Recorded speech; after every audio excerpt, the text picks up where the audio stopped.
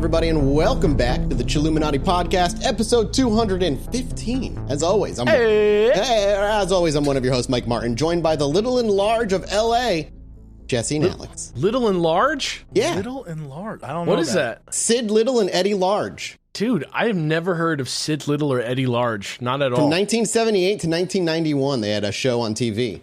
That sounds like some Neil Gaiman characters, bro. I don't know.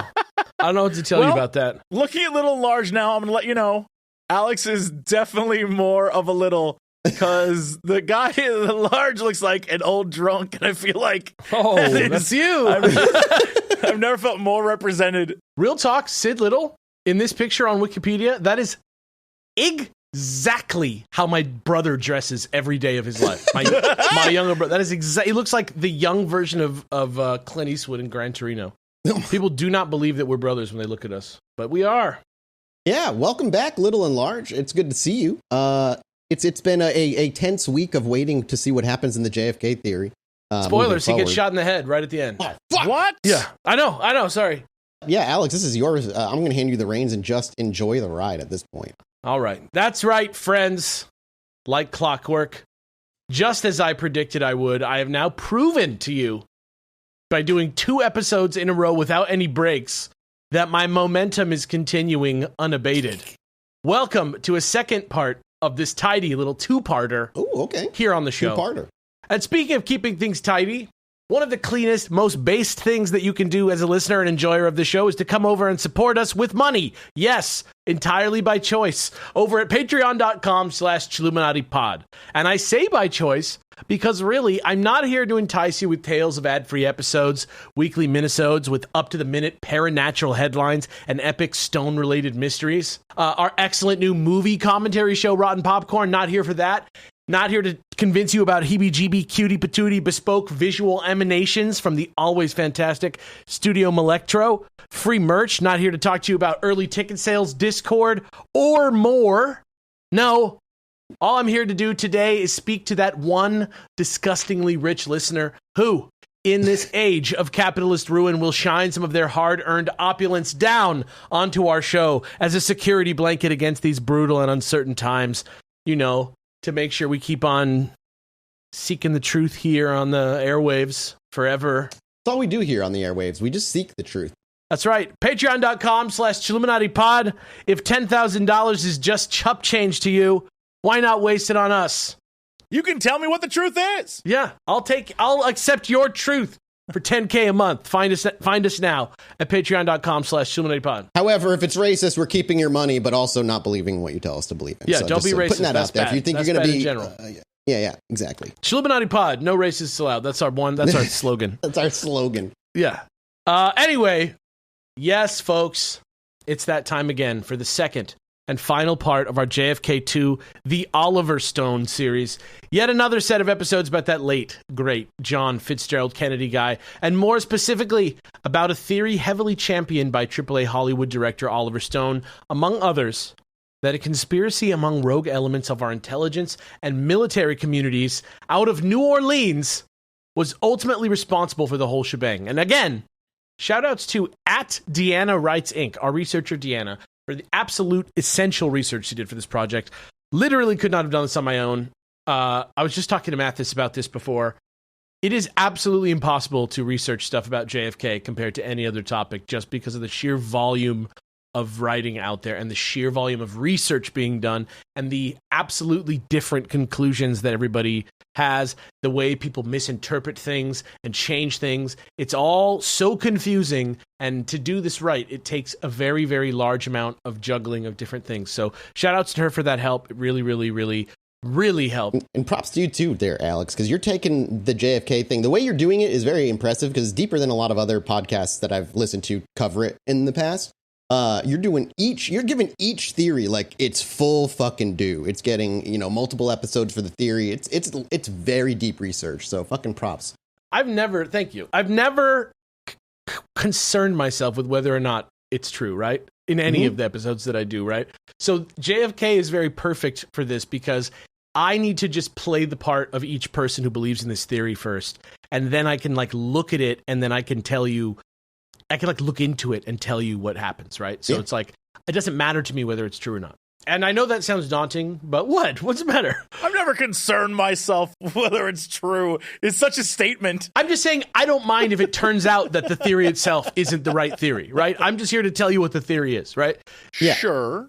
And it sounds intimidating, but you don't actually have to listen to the first set of episodes if you don't want to. I think you should. I think it's probably good to listen to any podcast that comes out in order if you want to get complete understanding of everything that ever happens. But you don't need it if you have a basic working knowledge of this, again, very heavily covered historical event. But if you want a nice background on not just the history, but the various popular elements that make up the mystery around the assassination, that's when you should check out episode 139, episode 158, episode 159, episode 60 of our show before starting this one. And I guess for sure, you should probably go back and listen to last week's episode. Like, this is just part 1 and part 2. You should go back and listen to that. Since that one and this one are actually connected. And you should probably watch the movie JFK if you haven't already. I kind of gave you that homework last time. You get the idea. You should have watched the movie. I'm pretty sure everybody who has a conspiracy bone in their body has seen this movie at some point now.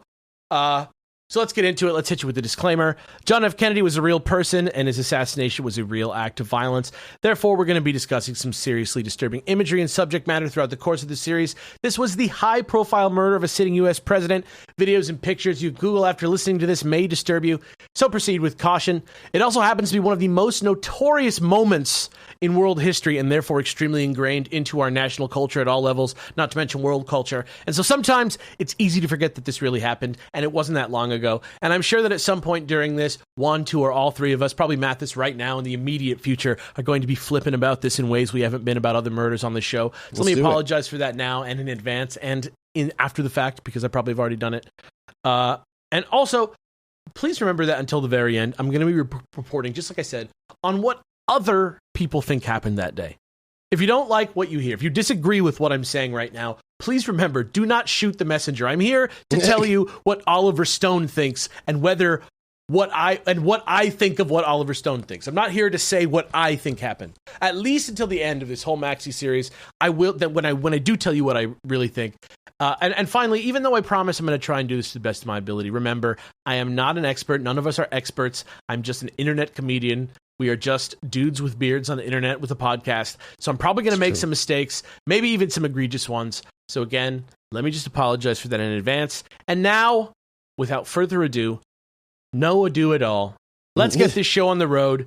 It's time for JFK 2, The Oliver Stone, Part 2, The Facts versus Oliver Stone. But before we get into all that, instead of teasing you with more clues about the tons of episodes I'm imminently working on, I wanted to start us off with a quick look at a different, much more simple JFK mystery as an amuse-bouche, which is something I've always said is essential before a huge brain meal, since it ties everything all together thematically and serves as such an effective example of how we can be made to trust something based on its structure, even though it might grossly distort the facts, or more specifically, in the case of JFK, make things that aren't related seem related purely by the way that they're presented. For this little mini thing right here at the beginning, I want to shout outs to Time Magazine and Snopes for this one.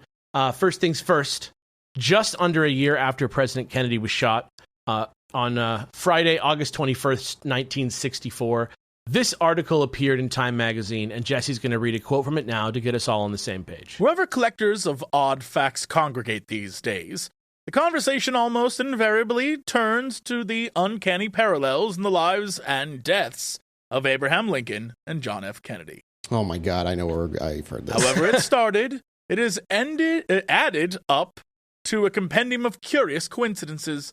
Last week, even the GOP Congressional Committee newsletter, with a circulation among 15,000 Republicans, joined in the game with its own list.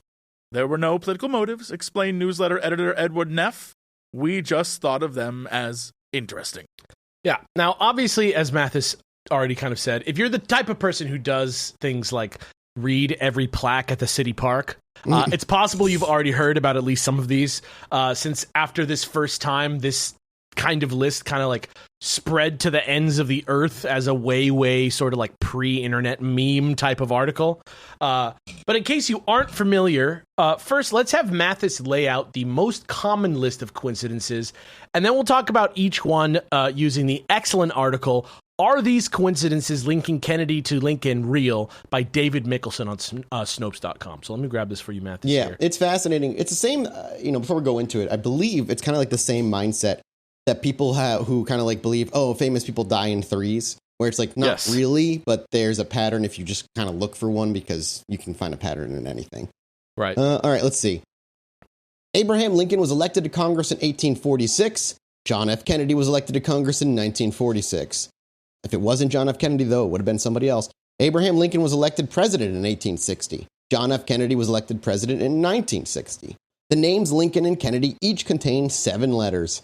Both were particularly concerned with civil rights. That's debatable about Lincoln. Both wives lost their children while living in the White House. Both presidents were shot on a Friday. Both were shot in the head. Lincoln's secretary, Kennedy, warned him not to go to the theater. Kennedy's secretary, Lincoln, warned him not to go to Dallas. Both were, both were assassinated by Southerners. Both were succeeded by Southerners. Both successors were named Johnson. Andrew Johnson, who succeeded Lincoln, was born in 1808. Lyndon Johnson, who succeeded Kennedy, was born in 1908. John Wilkes Booth was born in 1839. Lee Harvey Oswald was born in 1939. Both assassins were known by their 3 names. Both names are comprised of 15 letters. Booth ran from the theater and was caught in a warehouse. Oswald ran from a warehouse and was caught in a theater.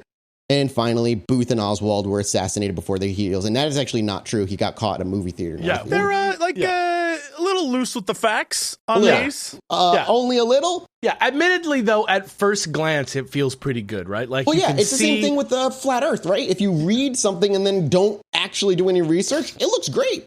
Yeah, some of the claims made you can like kind of tell are true without having to do any research, just because you understand like math and you can count, right? Yeah. And since it's a pretty interesting topic that you kind of really want to be true, just because it makes the world feel exciting and mysterious. And following a script and makes sense. Yeah, exactly. That's already probably enough to start you like fantasizing about telling other people this, like getting ready to like bust this out at like, Sunday roast dinner for your parents or whatever, just blow people's minds with this crazy stuff. But now let's revisit that Snopes article and see what they were able to figure out with a little bit of Googling and some real research. Were they actually both elected to Congress 100 years apart in 18 and 1946, or as president in 18 and 1960? Absolutely they were. But the fact that exactly 100 years from each other feels important has nothing to do with anything besides the fact that, one, they both served in the same country's government, where almost every president's trajectory is extremely similar and subject to the same election year rules. Mm-hmm. And 2, simply just that humans think round numbers like 100 are neat. It's the same thing with Andrew Johnson and Lyndon Johnson's birth year. They're like almost the same ages as Lincoln and Kennedy, because they're also vice presidents. So it's also a case of cherry picking. Yeah, Abraham Lincoln and Kennedy weren't the only ones that were elected to Congress in 1846 or 1946. They were one of many. Yeah, exactly. And just because of the same ages, same jobs, like the years being close or the same is not really actually that crazy, right? It's not actually. No, it follows the law. Yeah. Also, almost everything else important that happened to these guys did not happen exactly 100 years apart. Right. Like their births or their deaths or their ages, just to name a few huge things. So, like, what are we even saying? Like, Lincoln also got elected twice. Kennedy did not get elected twice. They had totally different lives and political careers. Lincoln tried a lot of times to do a lot of things and failed a lot of times. Kennedy just kind of like was charismatic and successful and known and just kind of shot right through everything and just bang, went straight to president. The 2 election dates are actually more likely to be linked than not. And that's just more accurate to say than anything else. Well, yeah, there's like less randomness in terms of like election dates because of the way the country works. So yeah, of course they were fucking elected around like 100 years apart. Now let's talk about the fact that their names both have 7 letters. Is that crazy? Yes, that's insane. That's stupid. Yeah, it's insane in the stupid way. I mean, right. Well, first of all, average number of letters in a presidential surname 6.64. So 7. Them both having 7 is like exactly what you would expect. Do you think that's like a subtle I don't know, like something in the American ethos where we're like, I would call it marketing data. you know, if it we're more Johnson, likely to vote Clinton. for Smith than Smithson. You know what I mean? I like, don't know. like, It's interesting because I remember learning this in like high school English or something. It might not necessarily be like the number, but like the syllables and how good it feels to say and hear that name. sure. Yeah, just like, just saying like Abraham Lincoln is a nice 3-2. Mr. Lincoln. Where Jesse Cox. Or if you go something that's like Right. two syllables, it doesn't sound nearly as interesting. But Right. Jonathan Kennedy, or John Kennedy, it's all more fun. Yeah. It sounds better. Also, Abraham and John aren't the same length. We can go look at video games as a great example with that game Phoenix whatever that Ubisoft released that was actually really good, but like nobody knew what the fuck it was and it had a terrible name and nobody really cared. It's interesting because when you think of Abraham Lincoln, right? People say Abe Lincoln. That takes it down to 3. It's just easier Right. to say. Abe Lincoln. Yep. Right? Right. And Right. like, there is no Jonathan Kennedy. It's John No, F. Kennedy. It's John. Yep. Yeah, it's John. That's Yeah. why it's John F. JFK, 1, 2, 3. Like, Because just- John they break Kennedy, it you don't down. want to Yeah. say, yeah. Yeah. I'd vote for a Jesse Cox. That sounds Yeah. good to Right. me. That's Boom, clean. boom, boom. It just is. Alexander Fasciani's not getting any votes, though. You know what I mean? And Yeah. Michael Too many- Martin. Michael Martin's better than two. Alexander Mike Martin Fasciani. would work, though. Mike Martin's might right in work, there, yeah. Yeah. Alex Foch? Nope. All right, nope. I'm sorry. I You're, don't call you're you the more Fatch. like a, I don't know, like a chief of staff. I'm I'm so the sorry. secretary of dinner time. Hell yeah. Yeah. Lincoln has no middle name. Kennedy has the middle name Fitzgerald. There's nothing similar about their names. And Oswald and Booth having 15-letter long full names. Yes, technically that's true. None of their single names are the same length. Lincoln's name isn't the same length as Kennedy's. Johnson's isn't the same length as Johnson's, even though their both last name is Johnson. But before Mathis thinks about the president's dick for one more second, let's keep moving. Don't tempt Is me. it really wild that two presidents of the United States, the famous free country, would both be particularly concerned about civil rights, especially when even like today it's kind of the main thing we ever talk about? It's like our big shame as a nation is that there's a huge portion of the people here who just think that not everyone is equal. The two of them worked it out, bro. They solved it. You think it's done? We think we're wrapped up? 100 years apart. Problem solved. Yeah, you're right. It's like every president since has been like particularly interested in civil rights ever since Lincoln, pretty much. Also, yes, it's true that both technically lost children while president.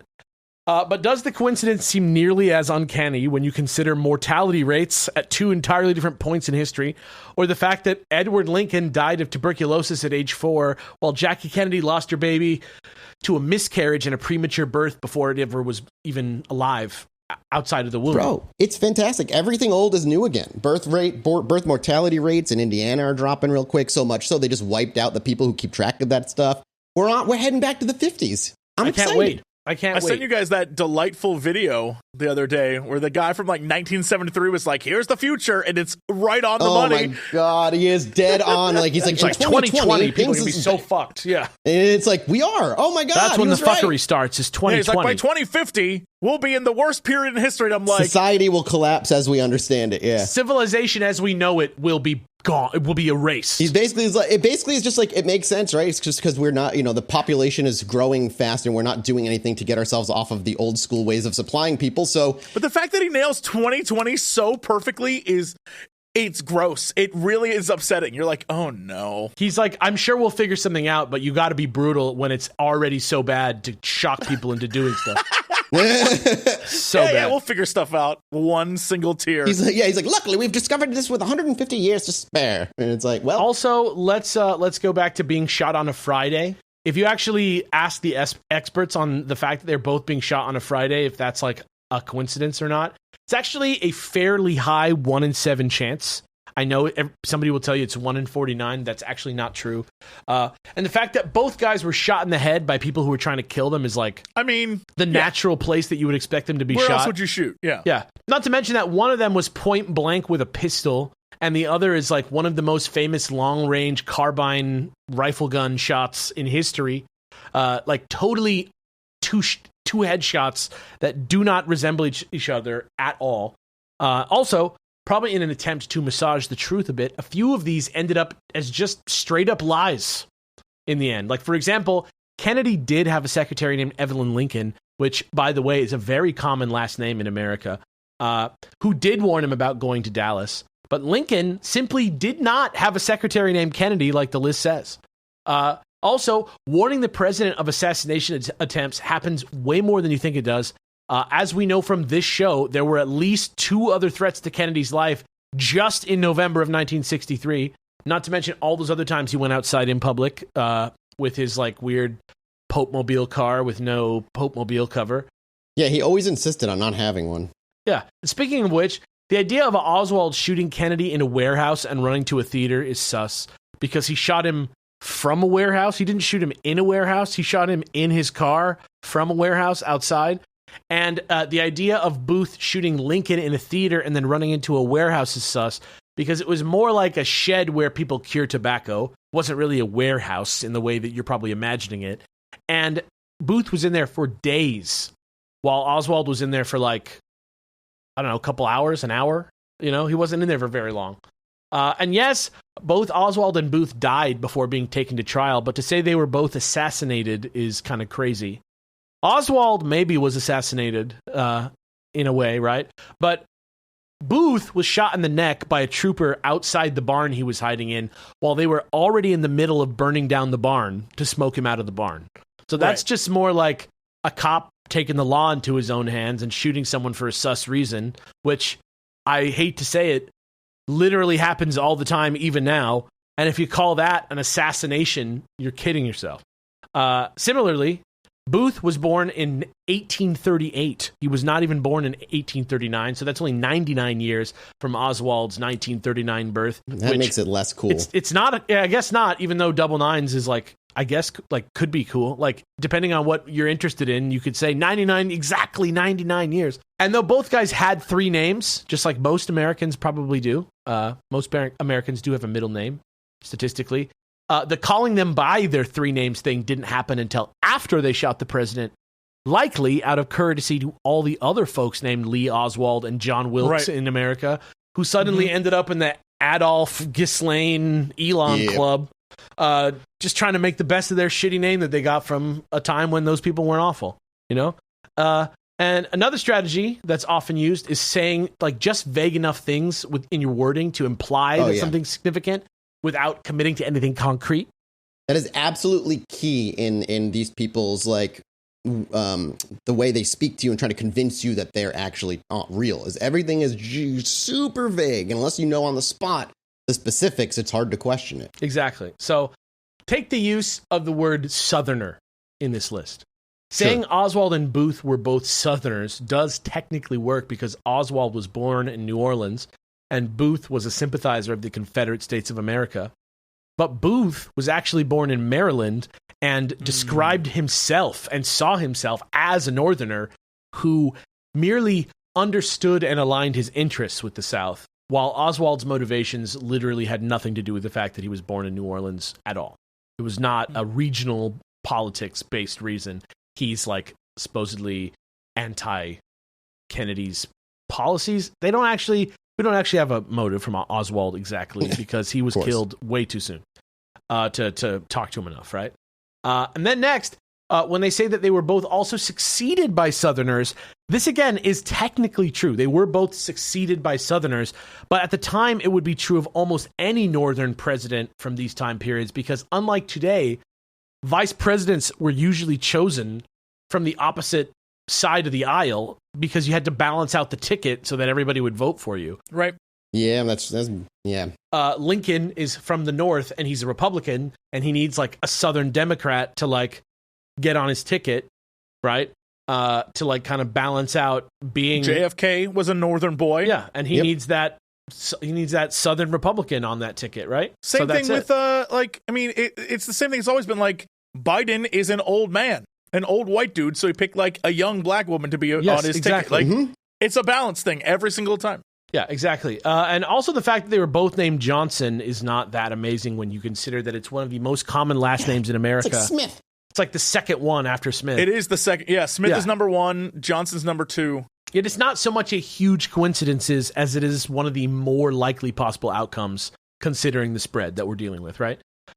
So, like, you guys get what I'm trying to say here, right? Like, Would you describe the relationship between Lincoln and Kennedy's lives as spookily uncanny? What do you think about that? No. If there's any similarities, it's purely coincidental. And again, we've had this conversation too, where just take a minute, take a step back, think about how many people are on this planet, how many actions everybody are taking all at the same time. Coincidences are just mathematically and statistically going to happen. Exactly. I mean, but also let's look at the list that we were given. Some of the most outrageous claims are also just lies. Mm-hmm. But like the ones that where it's like they were born the same, like 100 years apart, lie. They just, right? Like, it's so slightly a lie. It's still definitely a lie, but they just nudge the reality to the truth to make their little thing true, right? It's like you can take any two things. Yeah. I mean, like, saying Lincoln and Kennedy have 7 letters. That's like years ago in 2012, Krendor and I on our other podcast would make a goof about how, there was the Mayans, like 2012, right? That big thing. And our joke was that the Mayan robots would come back. And then one day we realized that Mayan robots is the exact same letters as Barack Obama. And we were like, oh, right? Like that. You could do that. Anyone could do that with anything. Yeah. Or watch somebody do like the numerology. You can like go see those people, those QAnon people, just like whipping out their crazy numerology stats. Dude, and stuff. if you watch it, it's like the numbers make no sense initially. They keep subtracting until eventually there's something there, and that's my proof. There's a great Klepper clip of him talking to like a numerologist QAnon person where you're just like, whoa. And if you get offended because we insult QAnon, you might want to go see a therapist. I don't have any sympathy for you, other than that you got completely tricked. I feel like if anyone would donate $10,000, it would be a QAnon supporter, because that's gullibility that I'm here for. All right, well, if we start talking about JFK Jr., then you'll know why. That's the gullibility I'm here for. If we're just kicking back on a beach somewhere talking about JFK Jr., if we plan a field trip to Dallas, Texas, with no restaurant reservations involved, you know what we're doing. With no food involved.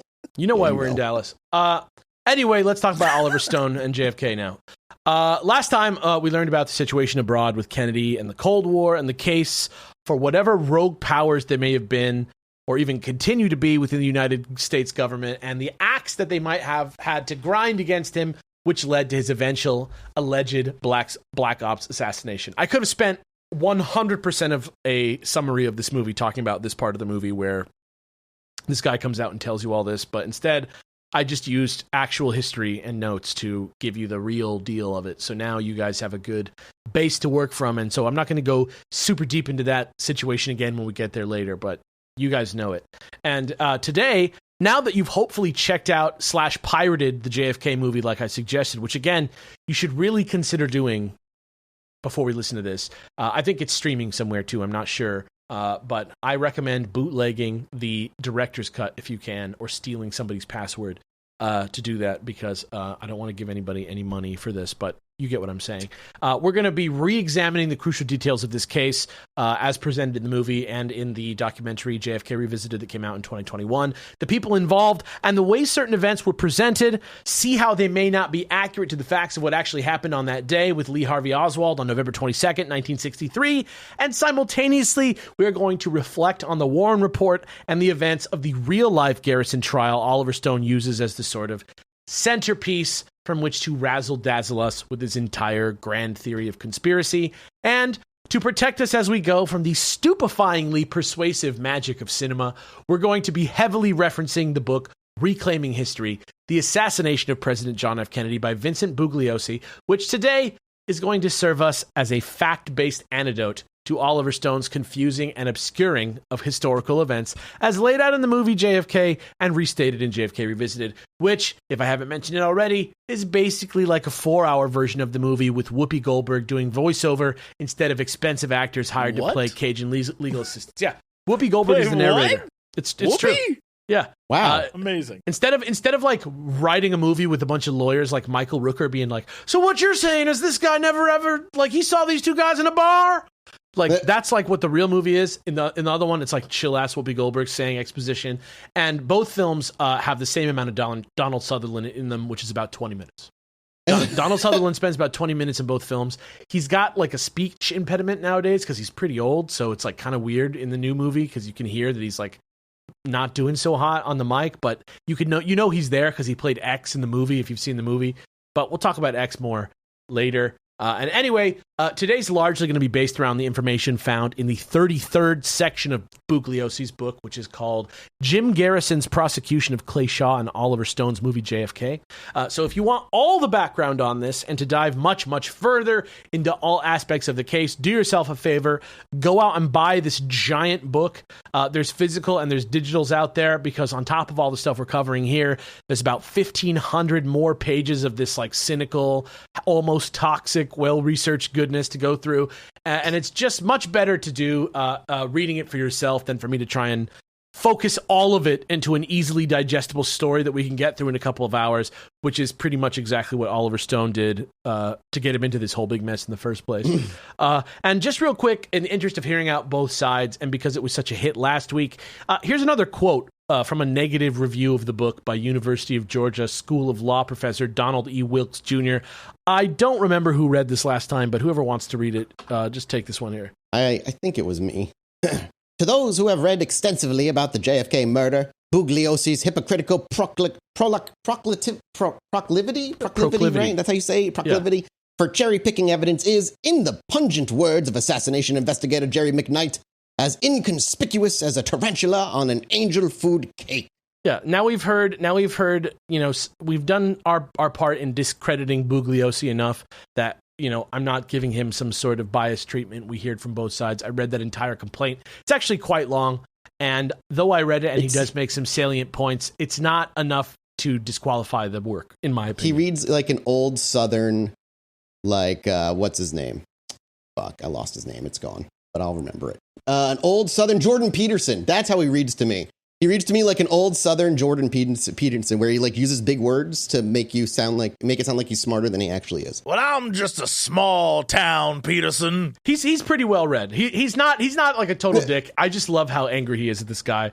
I don't know. I can't get over the toxicity. I can't totally help myself even in this episode. Dude, there are absolutely whole ass countries worth of alliances within the JFK conspiracy of who believes what. And it's a lot like the UFO world, where nobody works together, everybody thinks they're right, and they all fight each other. And then if anybody gets funding, they get pointed out as a sham, and they no longer are trusted. It's like Tupac and Biggie vibes, but guys talking about Woody Harrelson's dad. But yeah, we're that's a whole other theory we could do one day. Tupac's still alive. Dude, don't even get me started. We are in New Orleans now. The indictment we have from New Orleans DA Jim Garrison's office on March 22nd, 1967, quote, "The only prosecution ever arising out of Kennedy's murder," end quote, asserts that three men that we've met before on this show, Clay Shaw, David W. Ferry, and of course Lee Harvey Oswald, conspired to murder John F. Kennedy. In the past, we've touched briefly on these people and the wild accusations that have been leveled against all three of them, but today we're going to look a little closer in order to find out why.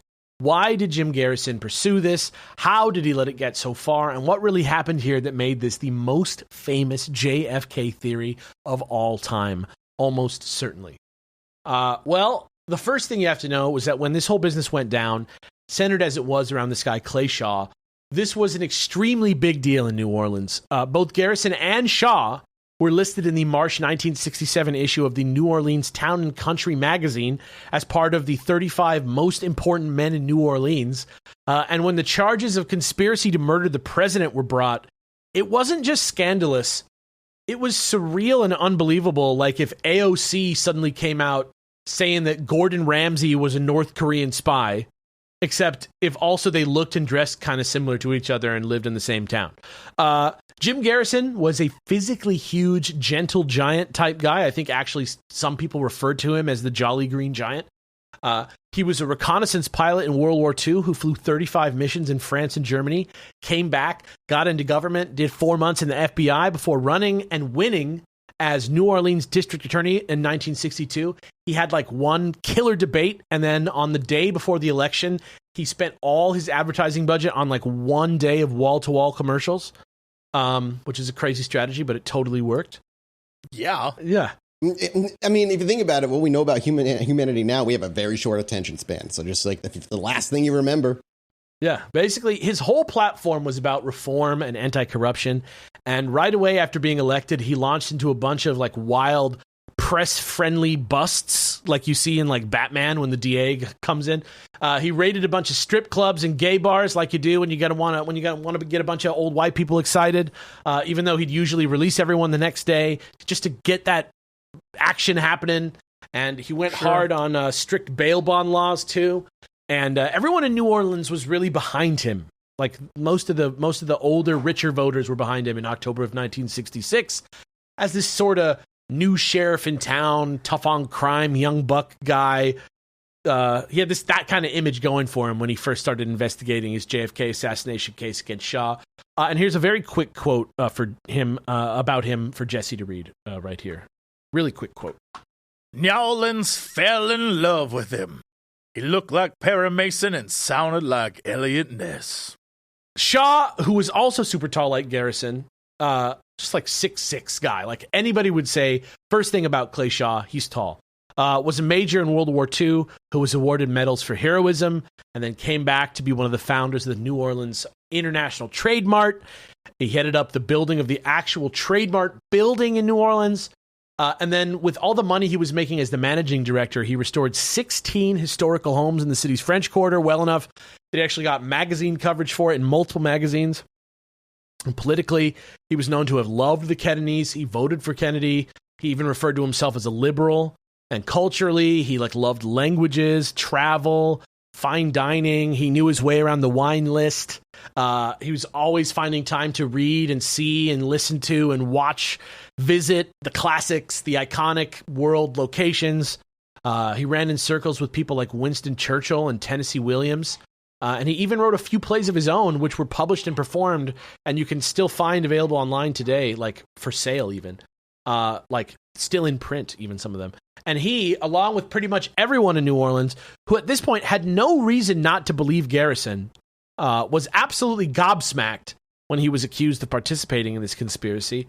And from the beginning, he didn't so much take the charges seriously as treat them like the bizarre ravings of an unwell obsessive who had just sort of like randomly decided to try and destroy his life. And honestly, for the life of him, he had no idea. Me. That's what I've been trying to do with this podcast for 5 years. Right. That's what I heard about you. Exactly. Yeah.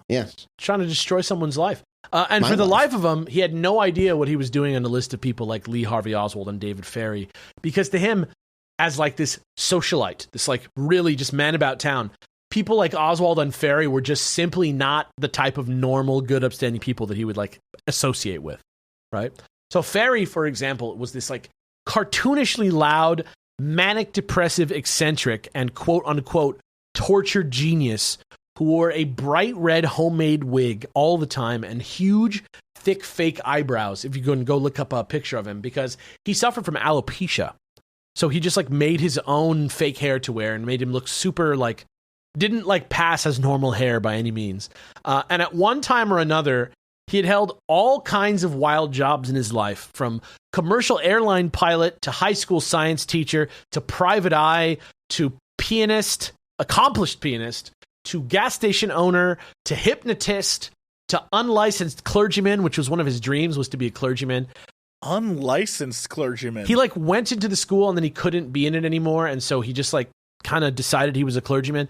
And then he was an uncredentialed psychologist and an unemployed cancer researcher. All things that he actually did. I thought about being a priest for a little while in my life. I could see when that. I was like 13, 14. I could see your little lost. Not because I was religious, but it was like, I don't have to pay. I could like live for basically and do whatever I want and get like a house, and I just got to pretend I care about God. God will have to listen to me if I'm a priest. Dude, then I'll get everything I want. That should have been my thought. I would have went through with it if that was my thought process. I'd be out there praying. I'd just become preacher. Yeah. When I was like 26 and I was like really hustling on the YouTube and shit.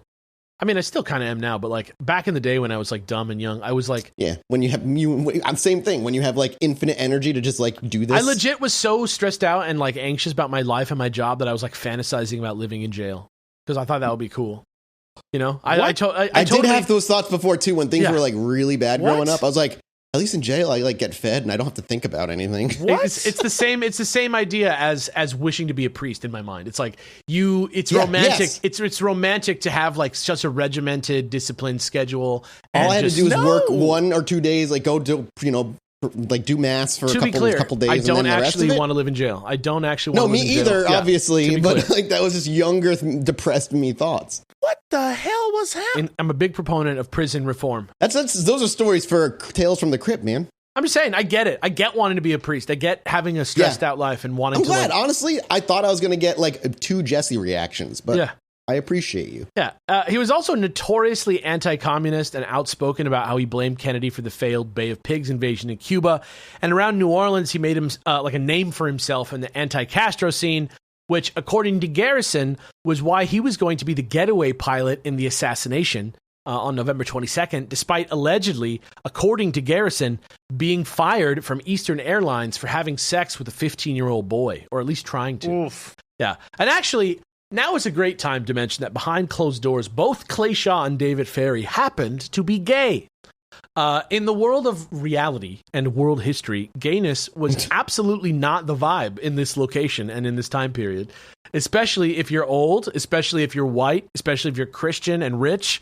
Most people who have any sway over their local DA, and regardless of what you believe about the assassination of the president, without question, Jim Garrison for sure weaponized the fact that these two guys were gay repeatedly, either whether he did it wittingly or unwittingly, in his extreme zeal to convict people for killing the president, often substituting liking boys for having any sort of criminal intent as a method of trying to convince the jury not to trust them. I gotta pause that right a second. That's think about that, right? You couple the idea of pedophilia with being gay, and what are we seeing today over the past year or two? The same exact tactic is happening right now. People who are transsexual, cross-dressers, or just being drag queens, all being linked with like pedophilia, which is the most infuriating thing in the world. The thing that's crazy to me is that as somebody who's not a total pussy and like not afraid to like associate with somebody who's like slightly different from me in some ways, you know what I mean? Just like meeting and speaking to people of different genders, different sexual orientations, different, whatever, like. It's very easy if you don't have that experience to just be like, and the evil gays, literally at one point, Garrison referred to the assassination by these 3 guys as a, quote, homosexual thrill killing. Can you believe that? Jesus Christ. This is the guy from the movie JFK we're talking about. It's so obvious what his goal is, and it isn't figuring out JFK. It's latching that onto his agenda of the anti-gay, like, zealousness of it all. Well, yeah. Well, we'll get. I don't actually think he was that anti-gay. Like, in reality, he's actually on record a lot of times as like speaking up on behalf of gay people. But I think how long after this has that happened? Before and after. But I think that the reason that it's frustrating is because it's about that Moby Dick energy. It's about that like obsession with an outcome rather than with the truth. And and kind of like it's sad to see what things you will resort to in those times, right? So even somebody 100%. Like Garrison, who amongst politicians and especially DAs was openly kind of against gays in a way where he was using that as a weapon, but like actually probably didn't have that much hatred for them in his real private life, which is just even almost worse. Oswald, on the other hand, to that though, like that, I mean, that holds true even now. Like, it's a lot of people who are raised to see this as like a sin or something to like evil, and then a lot of the time, those who are having those thoughts and those feelings, instead of addressing it in a healthy way, all they know is evil, sin. And so they turn it into self-hate, which then becomes outward hate. And especially those, like, how many times do we find out politicians, even now, are like being discovered for all these things? He's using this. Yeah. He's using this for political gain. He's using this unfortunate tendency for his own political gain. And Oswald, in Garrison's version of events, was only maybe gay or slightly bi by osmosis or something. But that didn't matter as much because he was really more of an unwitting dope in the whole situation. His job was just to convince everyone he was pro-Castro, even though he was really an extreme right-wing CIA operative, before eventually getting tricked by the evil gays, Shaw and Ferry, into taking the heat from multiple squads of precision shooters positioned around the motorcade in a triangular kill box configuration by the same shadowy rogue CIA elements that were pulling Shaw and Ferry's little unsavory gay strings from behind the scenes. How do you become bi by osmosis? Because like I want to put that in my Twitter because title. By needing to be in some certain locations and some certain times to make some legal arguments make sense. So lying is what it was. Yeah, Oswald, it's so crazy because as much as Oswald is in the movie a lot, Oswald is like just kind of like proof that people are involved in killing Kennedy in practice in the trial.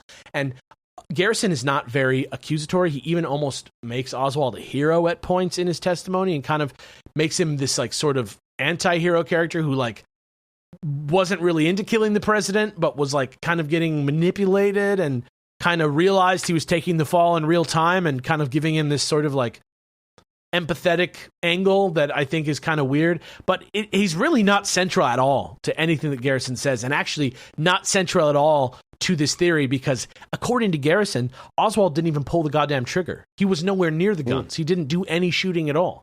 He was just there to seem like he would because he's like a weird guy. You know what I mean? And so I actually don't talk about Oswald that much. Yeah, I have such a problem with that thought process, though. I agree with you, but I like because of that, he's not even really in this theory that much, even though he's the guy who, you know, went down for this. And that's what I know we know this, but like the idea to put it out there, like pretending he didn't shoot him or wasn't involved in any way ignores everything that happened after the shot went off, including him being so nervous, he shot a cop in the head, like to make sure they were dead. And that is like undoubtedly. But that's what you do when you're really nervous, even if you didn't actually pull any trigger. We found the like there's forensic evidence that shows that he did it. Shots were fired. Like that is yes. I mean, I threw some doubt on that last time we talked about this, but again, this is not my theory, and neither was that one. I'll dig this up if I can remember to do so. But I got an amazing at that time, an amazing email from somebody who was like an accredited like firearms guy. He showed me like his licenses and stuff, and he was just talking about how he absolutely could have fired it because of the quality of ammo and the quality of his gun made it not nearly as reliable as it needed to be. So him firing and still like hitting somebody, but not as like right. So it's all possible. I could dig up the ballistic stuff for the next time. It's in the email. Yeah, no, absolutely. I remember when that happened. But yeah. Basically, the damage all this did to the official story and people, the American public understanding it was absolutely catastrophic. And the fact that a movie was made about this later makes it even worse. Americans are really good at being entertained for news. 100%.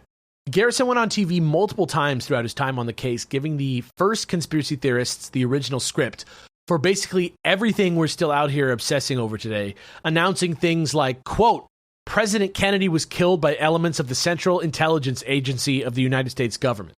He did that on TV.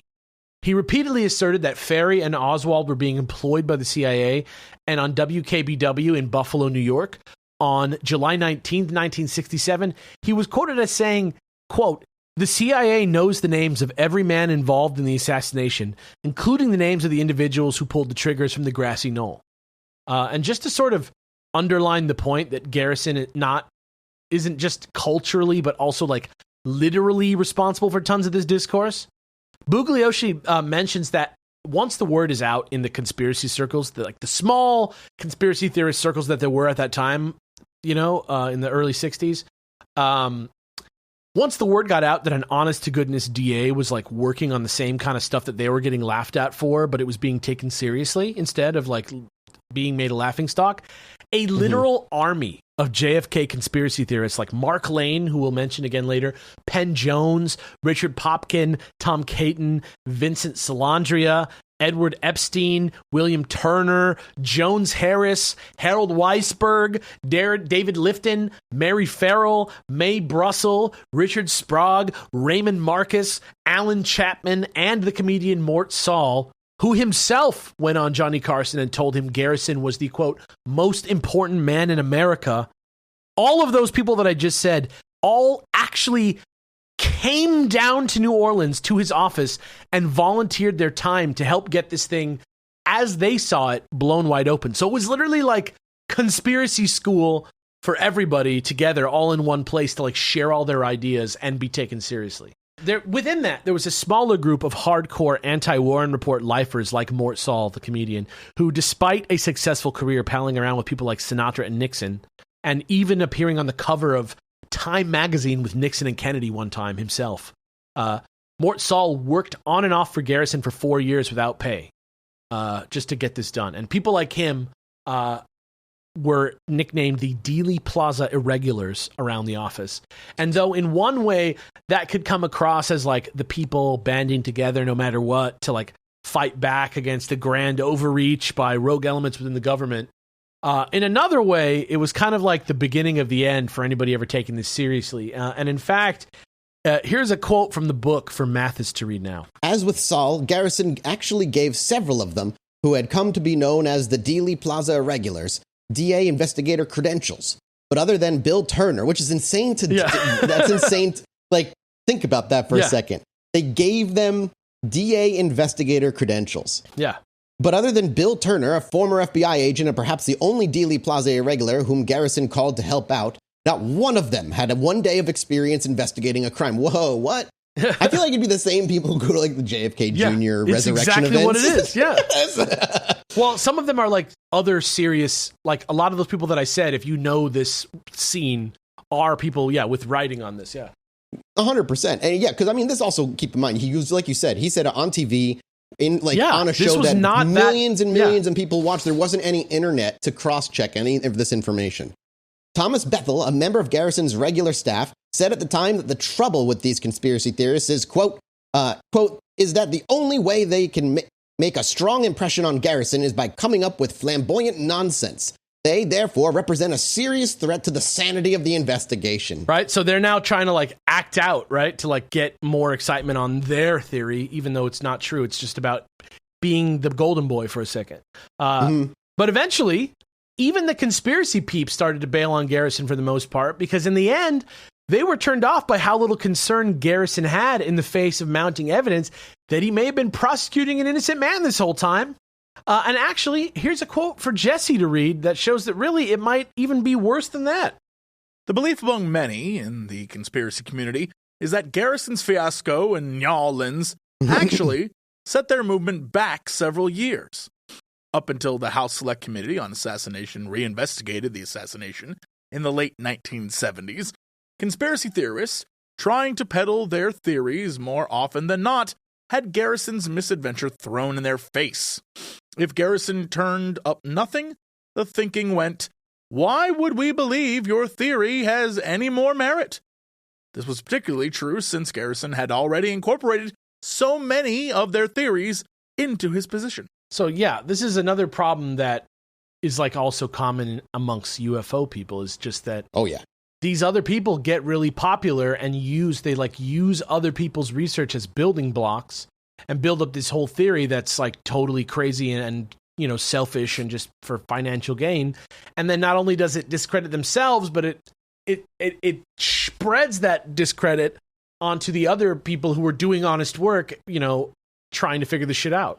Anytime now in the UFO, if anyone gets any funding at all, Avi Loeb, I read a bunch of comments about, any funding whatsoever, they're immediately in it for themselves. They're just a shill. They're using it to do all this stuff. And it's insane because, Avi Loeb, for example, raised $1.2 million to do that 2.5-week expedition on the ocean.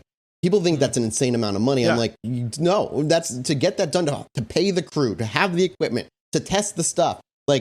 Doesn't discredit him at all, but that's where we're at. And it makes it really easy to discredit people who do actual work in any conspiracy circle, quote unquote, by just having people like this come in and do this shit. Yeah, exactly. And that is exactly the reason why the guy who wrote this book, Bugliosi, is mad at Oliver Stone and Jim Garrison. And it's also the exact same reason why Professor Wilkes, the guy who wrote the review of the book, is mad at the guy who wrote the book. It's just all that same exact feeling. And I'm not going to get into the beat-by-beat process of the trial because it's a wild guy just drawing wild conclusions based on a mixture of wild gut feelings and wild witnesses. And also because even though both give the same gist in a lot of ways, the version of facts presented in the real trial and in the trial from the movie and the other things that the movie shows mostly do not resemble each other. For example, Garrison was almost never actually present for the proceedings of the real trial. Whereas in the movie, he's like fucking Phoenix Wright doing all these monologues all the time, trying to inspire America to be better. Objection! I wish that's what court was like. Yeah.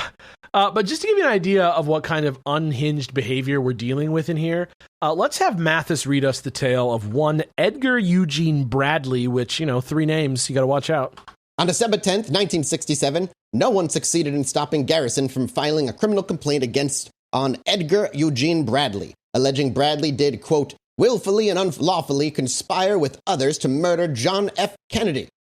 Garrison's evidence against Bradley, a young man from Van Nuys, is that how you say that? Van Nuys. Van Nuys, California, lived in the home of a woman who was involved in a lawsuit with Bradley, and when she told him that Bradley looked like one of the 3 tramps arrested in the railroad yards, he wrote a letter to Garrison to this effect, adding for good measure that Bradley had offered him $10,000 to kill Kennedy when the latter was a U.S. senator, but he had turned Bradley down. Several years later, it was determined that the man, a member of the Minutemen, was 14 years old at the time that Bradley allegedly made him the offer. When Dallas Deputy Sheriff Roger Craig, whose credibility or severe lack thereof was discussed earlier in this book, told Garrison that he saw Bradley in Dealey Plaza on November 22, 1963, posing as a Secret Service agent, and Garrison's star witness, Perry Russo, said Ferry knew Bradley. That's all Garrison needed to charge Bradley with Kennedy's murder. Yeah, very clear. That's a very clear description as to why he's guilty. Yeah, what the fuck? It's absolutely insane that a 14-year-old, he's like, yeah, he told me this when I was 14. It's absolutely insane. By the way, we have not talked about Perry Russo just yet, but remember him for later when we go through things piece by piece. And in case you don't know, the Minutemen was this sort of proto-Proud Boy, anti-communist, anti-Castro, pro-American, nativist, militant, cell-based counter-revolutionary group that stockpiled weapons and got ready for war. In reality, 30 nerds who wish they were a hero of a story that's not happening. Yeah, the dude who made it got taken downtown for planning to rob a bank, and then he skipped town to New Mexico and got arrested. And there's a lot more to that, but you get the idea. Go read about it somewhere else. That's honestly, not the point like of this. you said, man, the JFK conspiracy is home to so many other wild things. There's just no time. It would be a whole fucking year of content just on that. The problem with conspiracy, and we talk about this all the time, is that in believing one, it leads to believing another and another. And well, if that's possible, then this must be possible. Or in order for X to be possible, Y has to be possible. And it's just you keep adding on to it, which is how you get to John F. Kennedy Jr. coming back to be the vice president kind of thing. No, you're absolutely, which is why when you ask people, they do your own research, because if they say it out loud, it sounds fucking insane. Yeah, you go to prove it, and you get desperate, and then you reach for somebody who hasn't done a good job, and then their whole history of doing a bad job becomes your history of doing a bad job. Another non-political example of this is the literal missing 411 stuff that we covered about last year at this time. Yeah, exactly. Sure. Exactly. Yes. That is exactly what's going on with that. It's just what the fuck are we even reading now? You know what I mean? Yeah, at this point, when you do a little research, you're like, wait, what is... This man's just lying. Yeah, exactly. Or he never saw the real data or something, Yeah, he never did the actual research or never... Yeah, continue. Yeah, exactly. Okay, yeah. Bradley, though, who worked as a business rep for a right-wing radio evangelist in North Hollywood, California, said, quote, "I shot who?" when he found out Garrison had filed the complaint. And in 1968, because Garrison never presented any evidence at all, even after being given the explicit chance to present witnesses, Governor Reagan denied Garrison's extradition request for Bradley. And it's basically just a bunch of stuff like this over and over until he got so harrowed and so desperate and so erratic, and his goodwill with the people of New Orleans had so eroded that everyone good who trusted him just kind of slowly jumped ship, right? As an example of that. At one point during the investigation, a thing that was kind of sus was that happened, and which we'll dive into in a little more detail later, is that at a very unopportune time, at a key point in the investigation, David Ferry was actually found dead at home under slightly strange circumstances, kind of hobbling the entire case. We've talked about this briefly also at other times, but this did happen for real. And at first, what were the conditions that he found? Do you know? We'll get into it in a minute. Okay, cool. But at first, lots of people. He had an aneurysm. Lots of people on the case, and there were some notes. Lots of people on the case were actually relieved when this happened because they thought surely they would finally be free of this insane goose chase, and it even kind of gave him this out where he didn't really have to admit that he was wrong the whole time, because he'd kind of point to the death of David Ferry and be like, "See, they didn't want us to get close, so they killed us. They killed our witness, so now we'll never know." You know what I mean? Like, he could have went down that road. But instead what he did was he turned around and, quote, almost immediately charged Shaw with the murder. Like, he doubled down like a zealot, right? We've talked about that a million times with conspiracy theorists as well. If doubling down is easier and safer for your brain. Exactly. And another question is, like, is he trying to save face, or does he actually believe all this shit? Right? That becomes the major question with Garrison. And some people left in disbelief because they saw him react like a crazy person when he found out that Ferry was dead, saying stuff like, quote, "This is just the beginning," and shit like that. I mean, even if he didn't necessarily believe it in the beginning, it's a possibility that he lied so much that he began to believe it and see things. Yeah, people do that all the time. Yeah. Cult leaders are a great example of that. Oh, dude, that's basically what this is, kind of, if you think about it. Yeah, absolutely. But as Jesse's about to read for you now, for others, they actually saw something even worse than that happening. So here you go. Warren Commission critic Harold Weisberg? Yeah, whatever. Was one of Garrison's strongest earliest supporters, and he went to New Orleans to help Garrison on his case. Garrison reciprocated by writing the foreword to Weisberg's 1967 book Oswald in New Orleans. But months before the trial, he disavowed Garrison. Although he was not inclined to elaborate, Weisberg told me he was a witness in New Orleans to Garrison making up a piece of evidence against Shaw. And when he saw this, he said, "I knew I had to sever my association with Garrison." Weisberg said that Garrison, the man, quote, "was one of the greatest tragedies in the investigation of Kennedy's assassination. He was highly talented, intelligent, and articulate, but somewhere down the road, he lost contact with reality." And that is capitals. Yeah. Lost contact with reality. Like that. I just don't understand what he was up to. There was no evidence of Shaw's guilt. Yeah. So what was Garrison up to? In a quote, which I kind of see as Bugliosi's final word on the question of whether he was legit or whether he was faking it for attention, is that in actuality, it was more like a very depressing combination of both.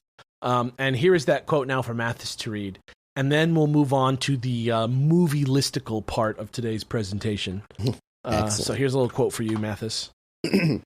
"My view, for whatever it's worth, seeing that I did not know Garrison and being aware that it conflicts with the views of some people who did know him, is that Garrison eventually came to realize that his suspicions about Shaw were unfounded, yet he persisted in prosecuting an innocent man. My sense is that Edward Wegman, one of Shaw's attorneys, summed up the entire case and Garrison's motive for bringing it as well as anyone I've heard. Quote, an innocent man has been the victim of a ruthless, unethical, and fraudulent public prosecutor who, with premeditation and full knowledge of the falsity of the charges brought against Shaw, used him for the sole purpose of obtaining a judicial forum for his attack upon the credibility of the Warren Commission. In other words, and pardon the play of words, Clay Shaw was just a patsy." Was this about what you guys expected in terms of Oliver Stone taking some creative license? No, actually, surprisingly not. Like, do you think his portrayal of events as they are in the movie has crossed any sort of line at this point? Like, do you think that his do you think he's dangerously elevated untruths to truths in the zeitgeist? Is the blood on Oliver Stone's hands? I mean, see, look, I know where we're about to get, so I understand where we're going with this, but even trickling in little lies or falsities or nudging the truth in different ways is basically the hook or the bait to pull you deep once we're about to jump off what I'm assuming is the deep end. We're just going to learn about exactly how false a lot of the things are in this movie. Now. Okay. Sure. But it is storytelling. And Stone, as we said last week, all of this was something that he acknowledged and said, look, yeah, I'm storytelling, I mean, it would be like if we came at it the same way that, I don't know, Disney did Pocahontas, for example. You know what I mean? Like, that wasn't the story of Pocahontas and never will be the story of Pocahontas. But they also didn't use images of the real Pocahontas and then, like, jump cut it with actresses playing Pocahontas and, you know, said, like, Pocahontas was murdered by John Smith. Read the clues. They're right there in front of you. You know, it's like... Right, but also, which one of these movies between the two stood the test of time? You know what I mean? JFK. I mean, look, JFK, he presented it as like, we read between the lines. We got 12 researchers to get you the real story of what happened. You know, it's a historical drama where they're saying things that are absolutely... Well, we'll get there. But sure. Yeah. What I'm saying is more people identify... No, I'm saying, like, more people identify, in the end, more people identify the story of Pocahontas and John Smith from the animation than the JFK assassination from this film. Even though they use real, actual stuff in it, right, and a lot of it's still made up, more people are like, oh, I believe the made-up story of John Smith and Pocahontas. Oh, because it makes you feel good, one. And two, I don't think. So which is more damaging? You know what I mean? No, yeah. Oh, there's a whole fucking debate there. Like, it's an interesting thought, which is worse. Well, I think this is like about trusting your government. But like, this movie is also not being put out under the guise of entertainment, right? He's putting it out as though it's a documentary style, like, this is the truth. I did my research, right? It's still definitely entertainment. The movie JFK was 100% entertainment. Yeah, it's still definitely entertainment, but it's not. I've never seen it, so I just, you know. It's not presented in a way like when I watched Pocahontas, you know, as a fifth grader. Can I compare this to, look, where I was getting with this is, can I compare this with the mermaid documentary that Discovery put out? It's not a documentary. It's a legitimate film. It's a narrative film. Yeah. But he's using real footage from things. Think about like how Metal Gear Solid sometimes like uses archival footage like while characters are talking. The world is burning. Like that kind of stuff. It's like literally a movie with a story and characters, and then like somebody will monologue for like 20 minutes and they'll go to like news footage and then also have like footage of Gary Oldman as Oswald like mixed in with the news footage and sometimes like recreating. Yeah. See, to me, the way you describe it, it sounds like a presentation of like a documentary style, like evidence thing. Pocahontas, I, as a fifth grader, knew that it wasn't accurate to history.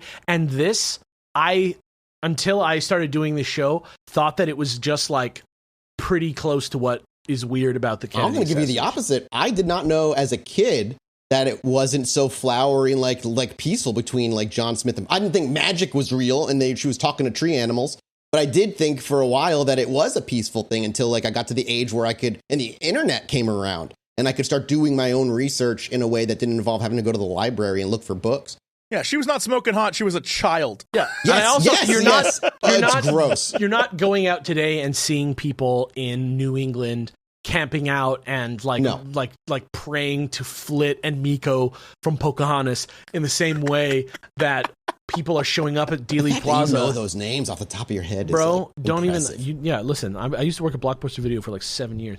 I did once go to like one of those old mining things where you like pan for gold, and I was like, mine, boys, mine. I did that bit. I feel like you really liked that guy, that villain from that. You know what? Yeah, I'd be the villain. I feel like that guy's like up your alley. I developed the accent. Yes, I do the whole thing. I have a pug.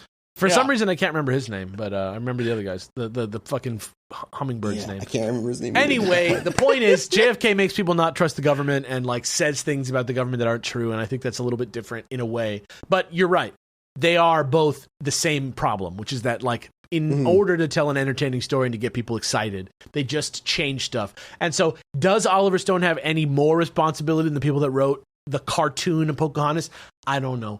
I don't think there's the right answer, but I am interested too. In a way, we're less talented than Oliver Stone because we don't even make an attempt in that way. We just make terrible jokes along the way while we give you a history lesson. Here's the thing. I love JFK still. Yeah. I still love the movies. We're also currently, like, if you want to do like a very current version, Oppenheimer is getting a lot of pushback suddenly for all sorts of reasons, not just the people talking about like the effects of the bomb and stuff like that.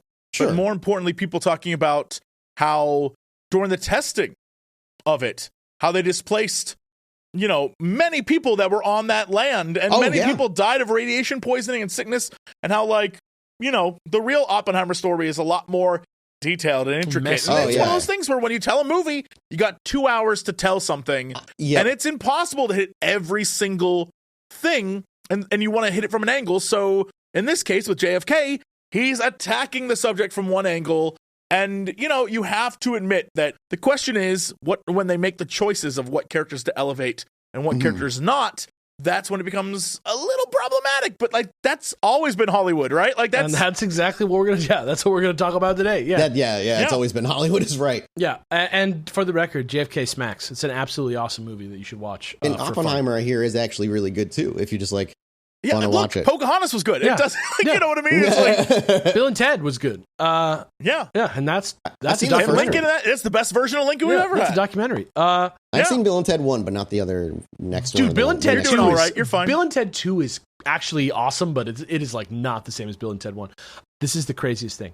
For all that bluster about CIA and rogue elements acting on their own from within the government, and someone finally having the courage to call it all out in the actual trial, which again, he barely ever attended and did not even conduct the questioning or cross-examination of Shaw in, no one on Garrison's side or any side mentioned the CIA one single fucking time in court for any reason.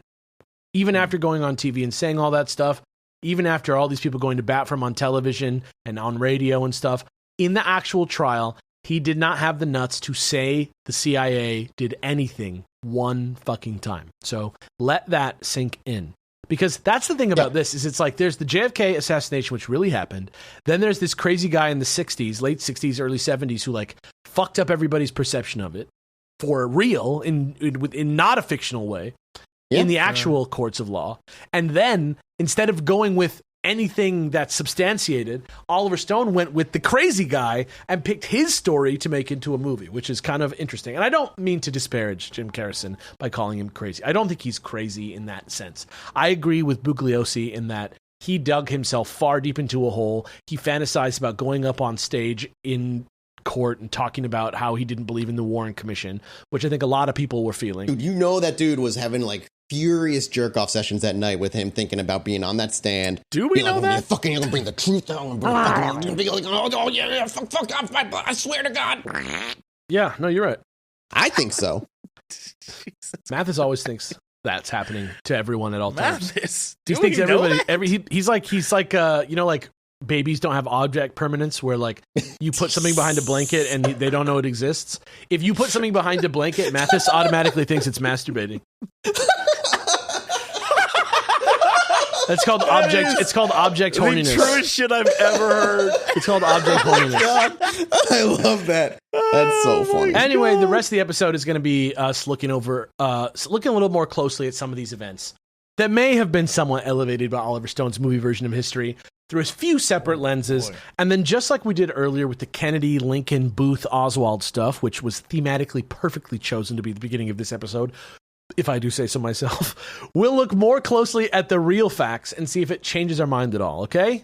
This is like the grand finale lightning round for JFK Part 2. So buckle up, suckers, because we're about to get meaty, baby. How's that sound? You want to get meaty? What kind of meat? Don't Beef? Don't not like this. Beef? Pork? I don't know. First, let's take a closer look. I separated this into a couple categories. First, we're going to take a closer look at some instances in the movie where Stone was extremely charitable about the facts of Garrison's case and kind of sort of hinting that he might be some sort of misunderstood hero. That's the thing we're going to be talking about first, is Garrison's story. That's the name of this section. First of all, going back to Garrison weaponizing Clay Shaw's gayness for a second, a big part of the overarching mystery he was trying to spin around Clay Shaw's personal business was that in order to keep himself safely in the closet while engaging in a lot of these hot, nasty, homosexual, thrill-killing activities that he was talking about, he was regularly, instead of using his real name, using the alias Clay or Clem Bertrand instead of Clay Shaw. And a big part of this depended on the word of a smooth-talking attorney called Dean Andrews, who is played by John Candy in the movie, who said that he had been contacted on various occasions by Clay Shaw under the name Bertrand in relation to some business involving helping young gay Mexican men to get parole and bonds, as well as possibly contacting him about representing Lee Harvey Oswald at trial while he was in the hospital for like pneumonia or something like that. He happened to be in the hospital when he got the call. In the movie, there's an exchange between Kevin Costner and John Candy, which is allegedly pulled directly from a real-life conversation. So we'll have Jesse be Garrison, and we'll have Mathis be Andrews, and we'll just give you a nice little snippet of the scene they did now. It'll be just like you're watching the movie. Here it is. It's very short. It's just 2 lines. It's easy. If you lie to the grand jury, as you've been lying to me, I'm going to charge you with perjury. If I answer that question, if I give you that name you keep trying to get, then it's goodbye, Dean Andrews. It's bon voyage, Dino. I mean like permanent. I mean like a bullet in my head. Yeah, exactly. It's so funny watching John Candy be like, I mean like permanent. Permanent.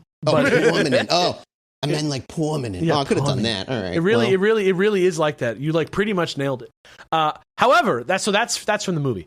However, in reality, according to Bugliosi, Andrews was known to exaggerate and make up wacky lies, and his story kept changing based on how he was feeling on the day and how conscious he was of getting in trouble for what he was saying. And according to the chief archivist for the National Archives of the Kennedy assassination, there's not a single record of that conversation that we just said happening anywhere, almost like it was made up out of thin air. And eventually, the kind of thing that Dean Andrews started saying once stuff started getting too real for him, started to match that idea too. He started saying that the call he got from Bertrand / Shaw about representing Oswald in court, which he happened to be in the hospital for unrelated reasons, like I said, happened while he was under sedation and when he was on opiates, and later he realized it was actually just a call from his friend Gene Davis, who needed him to notarize the sale of a car and not represent Lee Harvey Oswald in court. And that to protect Gene's privacy, he told everyone that Gene's name was Clay Bertrand for some reason, which was just a name that he made up. What? Yeah. All right, well, listen, on opiates, maybe he pierced the veil of our reality and peered into a reality where he was being asked to be the lawyer for Lee Harvey Oswald. And when he came down from the opiates, the flap closed and he was back in his reality. Yeah, that's probably what happened. The flap closed. Yeah, the flap closed. Certainly closed. Yeah. And in fact, here's a quote from him for Jesse to read from June 28th, 1967, which he actually gave while testifying in front of the grand jury that they're talking about in this conversation, which kind of just locks this one up. This is the guy who said that they would kill him if he had to tell the truth in the movie. I've never seen this man Shaw. Never talked to him. If this case is based on the fact that Clay Shaw is Clay Bertrand, it's a joke. Clay Shaw is not Clay Bertrand. Yeah, so bang. But I bet you there's people out there be like, well, he had to lie because otherwise he was going to get shot in the head. Sure. Literally the opposite thing from what happened in the movie actually happened. Pretty cut and dry. Probably should not have included this man in this movie in this context. And in fact, the same thing goes in a lot of ways for David Ferry, who's played by Joe Pesci in the movie. Excellently, by the way. He's so good as David Ferry.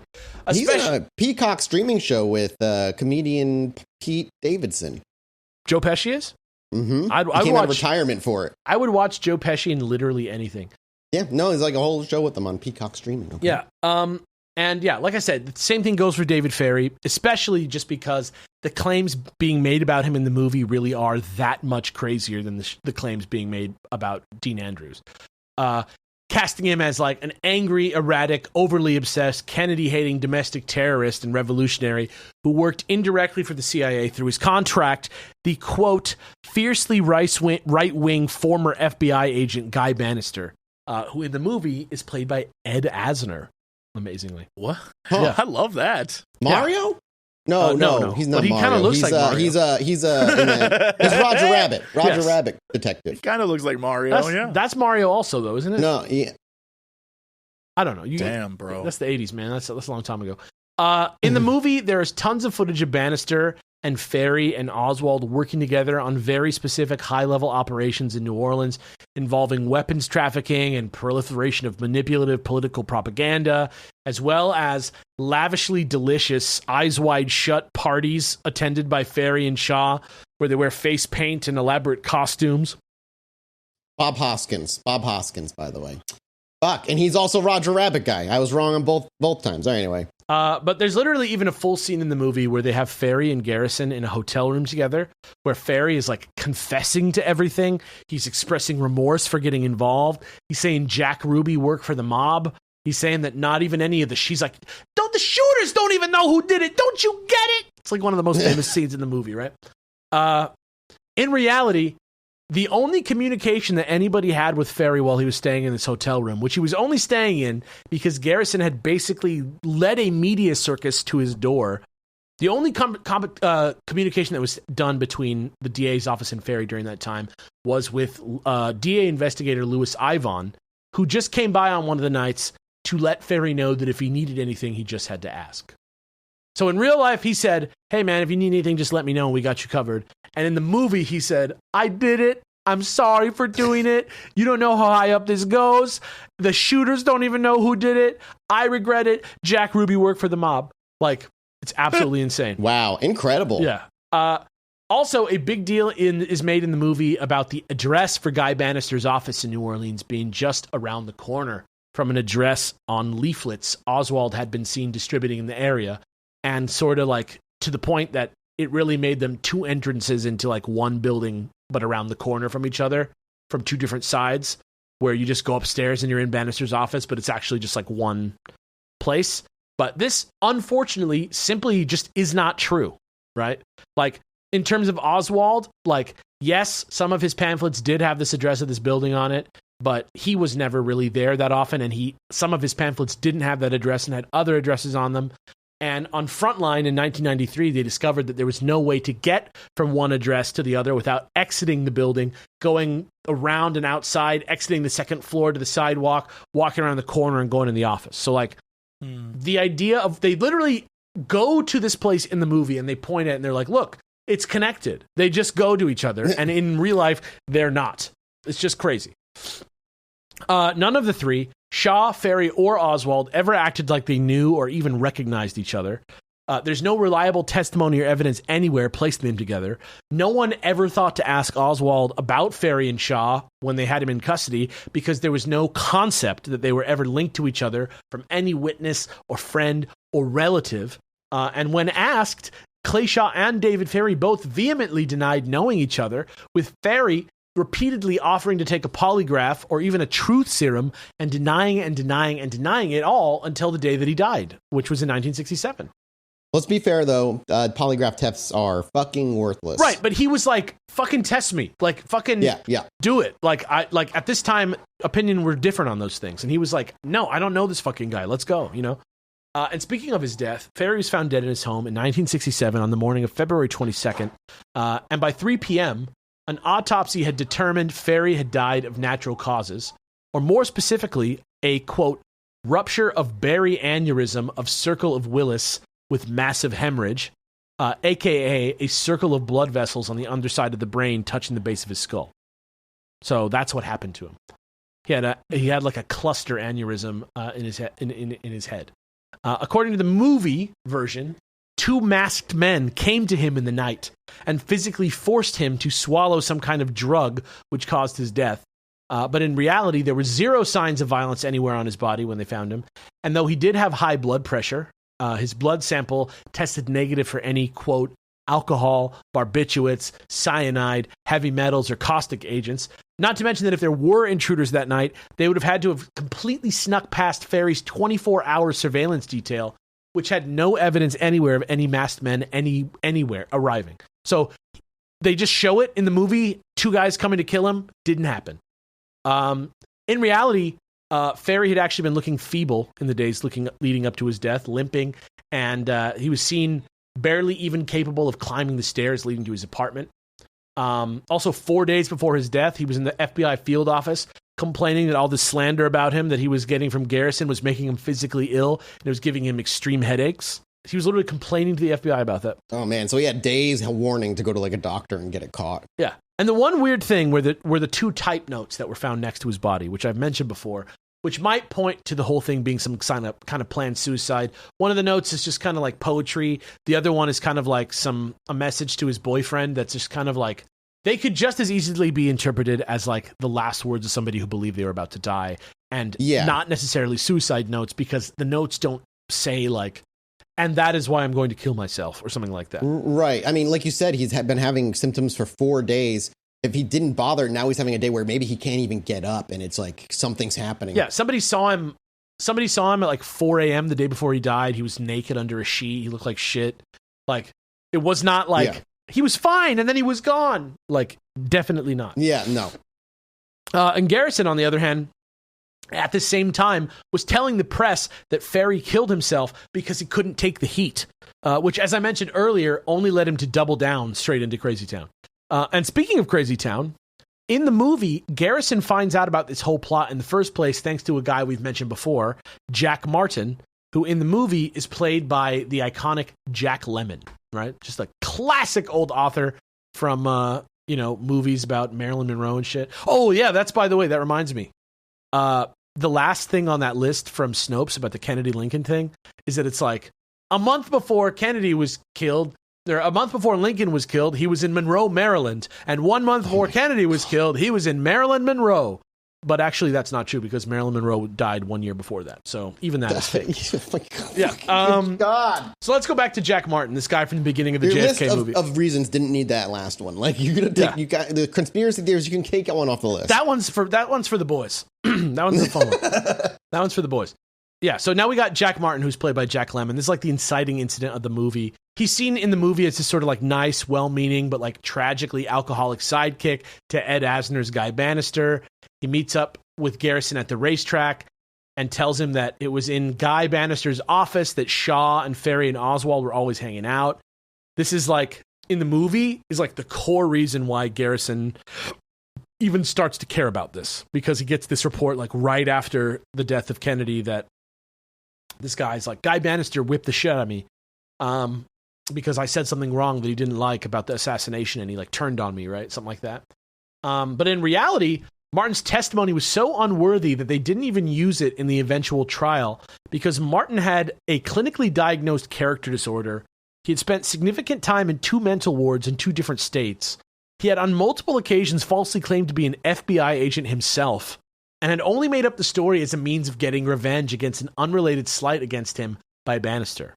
And in fact, here is a quote about the guy for Mathis to read from New Orleans DA investigator Lynn Loisel, who was asked. Loisel? They asked her if this guy was one of their like confidential informers. No. Phew, that's sack of roaches. Believe you me, anything that he said, 99% of it was checked out to be false. Made up, lies, jealousy, everything else. Oh boy, man, we would be torn to pieces, but not like this. Yeah. So this dude who's like the key guy who like set this all off is actually just like completely unreliable, and it's like makes perfect sense why him saying that wouldn't make everyone in the city like go look into it. You know what I mean? It's just not what happened the way that they said it in the movie, and it's not even like a dramatic retelling. It's just like not the same. It's not, they're using things that happened and twisting them completely. And finally, before heading back to Dealey Plaza for the first time in a while, we have to talk for a second about a guy that I mentioned earlier called Perry Russo. In reality, Perry Russo was meant to be, quote, Jim Garrison's star witness at Clay Shaw's trial, okay?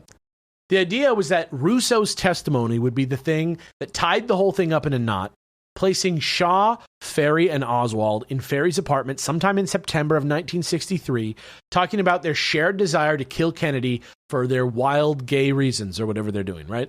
This was his like big... The gay fury overtakes him. This was his main strategy. This was Garrison's like main golden boy in this trial. Perry was a local insurance salesman who was a friend of David Ferry's and had only come forward after he'd heard about Ferry's death to help out where he could in the investigation and be interviewed and stuff. So he just showed up and was like, I knew this guy, I'll talk about it. And the problem was, this guy's story was pretty spotty and inconsistent. And he started to make these wild claims. He'd be like, I remember this guy who was like this roommate. And they'd be like, is it this guy? Is it Lee Harvey Oswald? And he'd be like, Yeah, I think so. Like stuff like that.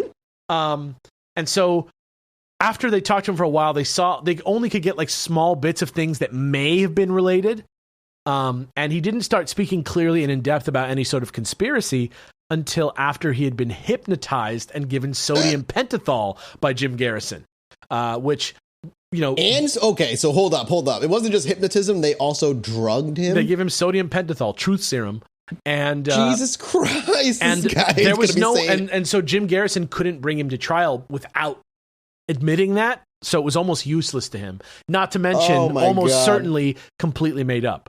But yeah, this guy sounds like a reply guy. Remember back like reply videos on YouTube? Well, I think he just showed up and got like kind of manipulated into doing drugs and just like tripping out and saying whatever. That's probably true. Yeah, you know what I mean? We do remember the guy on opioids did think he was getting asked to be Lee Harvey Oswald's lawyer. So right. So, but here's this to me is the craziest thing of all. Jesse, have you seen JFK? Yeah. Yeah. Okay. So Stone gets around this in the movie by just not having Russo in the movie.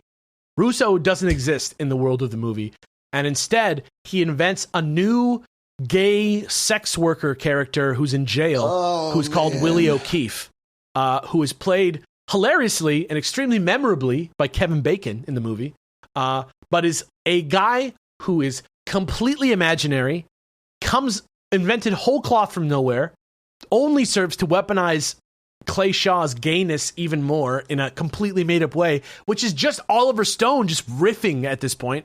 And he gives Garrison all this information. So, and that guy wasn't on sodium pentothal, so it's a lot more trustworthy. It's like a huge scene in the movie, and it like moves the plot forward and gets you excited. And it turns out it's based on a guy who was hypnotized and drugged. Like one of those rag magazine titles. The gays killed JFK? Question mark? Like with a giant red circle. Homosexual thrill killing? Yeah. Who's next on their list? But yeah, that's how it was done. That's the case in the movie. Those are the people. That's the people that they chose to show in the movie and to make their case around were those people. Pretty easy. But now let's talk about how many bullets Oliver Stone says were fired in Dealey Plaza, because I think that people are kind of excited to be talking a little bit more about ballistics and trajectories, I think, than the politics. I don't know why, but we're here now in a segment that I like to call The Shots. I'm calling the shots. All right. Tons of people in the movie are shown near the beginning talking about the fact that they saw all kinds of shots coming from behind the fence on the grassy knoll, but none are shown saying the shots came from the book depository, even though that's exactly where most people who said they saw anything at all saw the shots. And indeed, despite everything, that is the most likely scenario. So purposely saying the opposite is true in the movie. And to exemplify this in the movie, Stone actually brings out Jack Lemmon's frequent collaborator and partner, Walter Matthau, also in the movie, for one scene as Senator Russell B. Long from Louisiana, to say that none of their three experts could ever make the shot that Oswald did when they did the investigation. However, in reality, one of the three experts actually did just make the shot, and he did it better than Oswald did. That's actually, I remember that. That's a memory. Like, I didn't learn that by watching the movie, but I think I either heard or read about it somewhere. Wow. Yeah, I don't know why there's a scene if somebody can like make that. it. Yeah, sorry. It's just in the it's like the opposite of what's true. It's not just like smoothed out. It's just they're just fully saying the opposite. Also, there's the point where Garrison's assistant says, quote, "Try to hit a moving target at 88 yards through heavy foliage? No way." But why would 88 yards is not that far for a sniper. Well, why would he say that when that's exactly the shot that hits in Zapruder frame 313, especially when Kennedy is in a position on the street where any obstruction is gone by frame 210, of the Zapruder frame. And actually, here's the film if you guys want to see it real quick one more time, if you need a refresher. But for you listeners out there, it's not worth giving you a link because they get taken down all the time, so just Google it. But do not do that, listener, unless you're ready to see a dude get shot in the head right in front of you with no censorship, because that's exactly what this movie is. So don't do that unless you can handle I've seen it. so much worse, so I'm fine with this shit. Also, there he is. Hey, how's it going? Yeah, so you can see he's like wide out in the open, and if you go back there to that place in Texas and you stand there and you look at where the tree was and you do a little trajectory of the shots, you'll see that where he is, it's not blocked by trees. which is weird. And there's also like you can even see him get hit by the very first bullet when everything like his arms go up and they get like locked in place. That's when the first shot hit his spine, but didn't actually kill him. Right, exactly. And also, though in the movie Oswald is described as, quote, at best a medium shot or no good, he was actually a qualified Marine sharpshooter. And though in the movie they say that the HSCA, which is the House Select Committee on Assassinations, the 70s one, even though in the movie they say that committee found that it takes 2.3 seconds to pull the bolt, reload, re-aim, and fire again, in reality, it only took 1.66 seconds, according to the HSCA, when firing the weapon like Oswald. Adding a whole ass extra second. Yeah, because Oswald didn't use a sight. He used the open sights on the gun, like the iron sights. He didn't like sight through a scope. He just used the iron sights. So it only takes 1.66 seconds. So that's within 6 seconds. Another bold claim the movie makes about the shooting involves, quote, 3 teams of professional riflemen, 10 to 12 men in total, who used a man faking a seizure to slow traffic and a man holding an umbrella to signal the shot, whom we've already debunked before, and then hit the motorcade with a, quote, triangulation of fire from not just the book depository, but also the Daltex building across the way and behind the fence on the grassy knoll. Right? So that's what the movie says happens. But Bugliosi counters this with a couple great points, right? First of all, if this is true, why were only 3 cases found in the entire Dealey Plaza if there were all these other people shooting? There's only 3 cases found. And how come of the 170 people, there were 190 people there, 170 people said they heard shots, and 136 of those 170 said that they heard 3 shots. So the vast majority of people said they heard 3 shots. And if it was a real, quote, turkey shoot, like Garrison says to the jury in the movie, why wasn't he like annihilated by gunfire by professional snipers rather than 3 shots being fired where 1 shot misses the whole fucking car, right? Yep. Doesn't make sense. But just in case you thought that Bugliosi wasn't still full of his own type of venom, here's Jesse with an even more damning quote about the multiple shooters theory right here. This is real. This is hilarious. Do you know how many heard 6 shots, Oliver? Are you ready? Just 1. And that was Jesse Price. But even if Price were sober thinking as a judge, if 136 people in Dealey Plaza that day heard 3 shots, and only 1 heard 6, whom is it more reasonable to believe? Everyone, except apparently you, Oliver, would say there were 136 people. How did you come up with your 6 shots, Oliver? What inside information did you have that no one else has? I want to jump on that point and be like, that is still happening today. Conversations with people I'm having out here about the vaccine stuff, which is still rampant out here in Texas. Yeah. It's great. And here in the like thought of like they use doctors. They point to doctors, but when asked like what is the first of all, who's the doctor, and are they a virologist or are they like the doctor of like for kids, a pediatrician or something else? And then on top of that, you're like, okay, so we've got 10 of these doctors maybe saying this compared to how many hundreds or maybe thousands of virologists over the years who have produced studies. Why are we choosing the cherry picking those and not going with where the science Because points? people look for facts that align with their own world beliefs rather than the truth. Because the truth is hard, dude. It's just, it's the same thing. It's the modern day comparison is still right there in front of you. 100%. Like, don't talk about politics, bro. We're talking about JFK right now. What do you want? I just love how he's on a first name basis with Oliver Stone in his book like that. Hey, Oliver. What do you think, Oliver? Can you tell me? What do you think? How many shots, Oliver? I love that. But speaking of misrepresenting information, probably the most famous scene in the movie is the scene at the trial, breaking down the magic bullet that goes through Kennedy, turning right in midair, and then turning left to hit Governor Connolly in the wrist. Everybody knows the scene. We watched it, I think, or we went over it at least once before already. But actually, according to the book, the movie just moves Connolly slightly out of the way to make the shot seem impossible. When really, if you place Connolly as he's seen in the Zapruder film, down and to the left in front of the president, the bullet just kind of, if you line that all up, the bullet just kind of goes in a straight line. And it's very clear that it's not a magic bullet and that it's just a regular bullet on a normal trajectory, which is crazy. Like they just the key, like the linchpin in the trial scene that like they parodied in Seinfeld is just like based on like, but let's move over here to make it more interesting. Yeah, it's crazy. All it takes, man. That's literally all it takes. And maybe, I mean, benefit of the doubt, maybe. There's a lot of choices creatively he's making here that make me go, why? Yeah. But it's even benefit of the doubt. Maybe he didn't realize it, but something so small can have such a profound impact on people's opinions and reality. It's hard to prepare for that kind of thing. Exactly. Guys, it's like, I don't know. It's almost like the beginning of this episode going through the John Wilkes Booth and Lee Harvey Oswald and Lincoln and Ken. Almost like it was some sort of setup. How did he do that? About how slightly changing facts can make it seem completely different. Like it's almost. Wait, Alex, you structured your episodes? Alex structured this in some way. How did I think of this stuff? These Chilluminati guys, man. I got to support them on Patreon. I got to get it's all that Patreon money, honestly, that makes Alex so smart. Pod. Every time I log into Patreon, I get one more IQ point. Oh, man. Nice. I wish I got that. I saw on Reddit there was a thread that said, "What's the dumbest thing you've ever heard somebody say?" And they said, "Oh, my son has a high IQ, intellectual quality."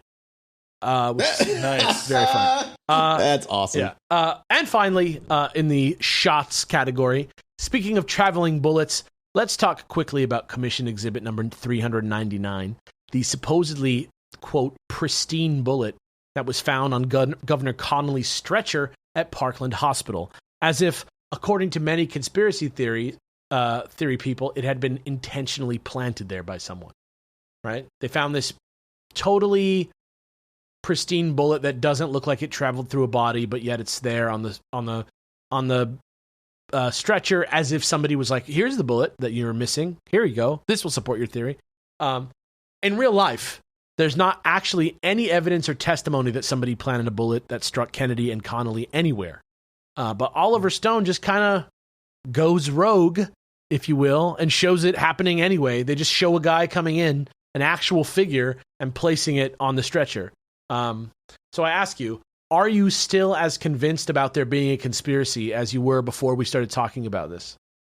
I mean, it just entirely depends on what the conspiracy is. Right? You know what I mean? Right? Like, this is a conspiracy. Yeah, exactly. Yeah. But there's so many conspiracies around JFK that, it's impossible to say that anything's debunked, because it'll never be debunked, because even if they literally came out and gave us footage and information and pages of facts, there would still be conspiracy. You're 100% right about that. And that is, I think, the tragedy of this whole thing. But now we're going to move into a segment where we look at all the people that say crazy things in the movie, like specific people that they choose to focus on for their testimony and stuff like that, in a segment that I'm going to call Extra Witnesses. Ooh, witnesses that are extra. You get it? It's a double entendre. First things first. What? The movie practically opens with this wild scene of a woman screaming as she's thrown from a car, pleading for help, saying that she knew Oswald and Ruby, and screaming that, quote, "They're gonna kill Kennedy! Please call somebody! Oh, fuck!" It's like that type of thing.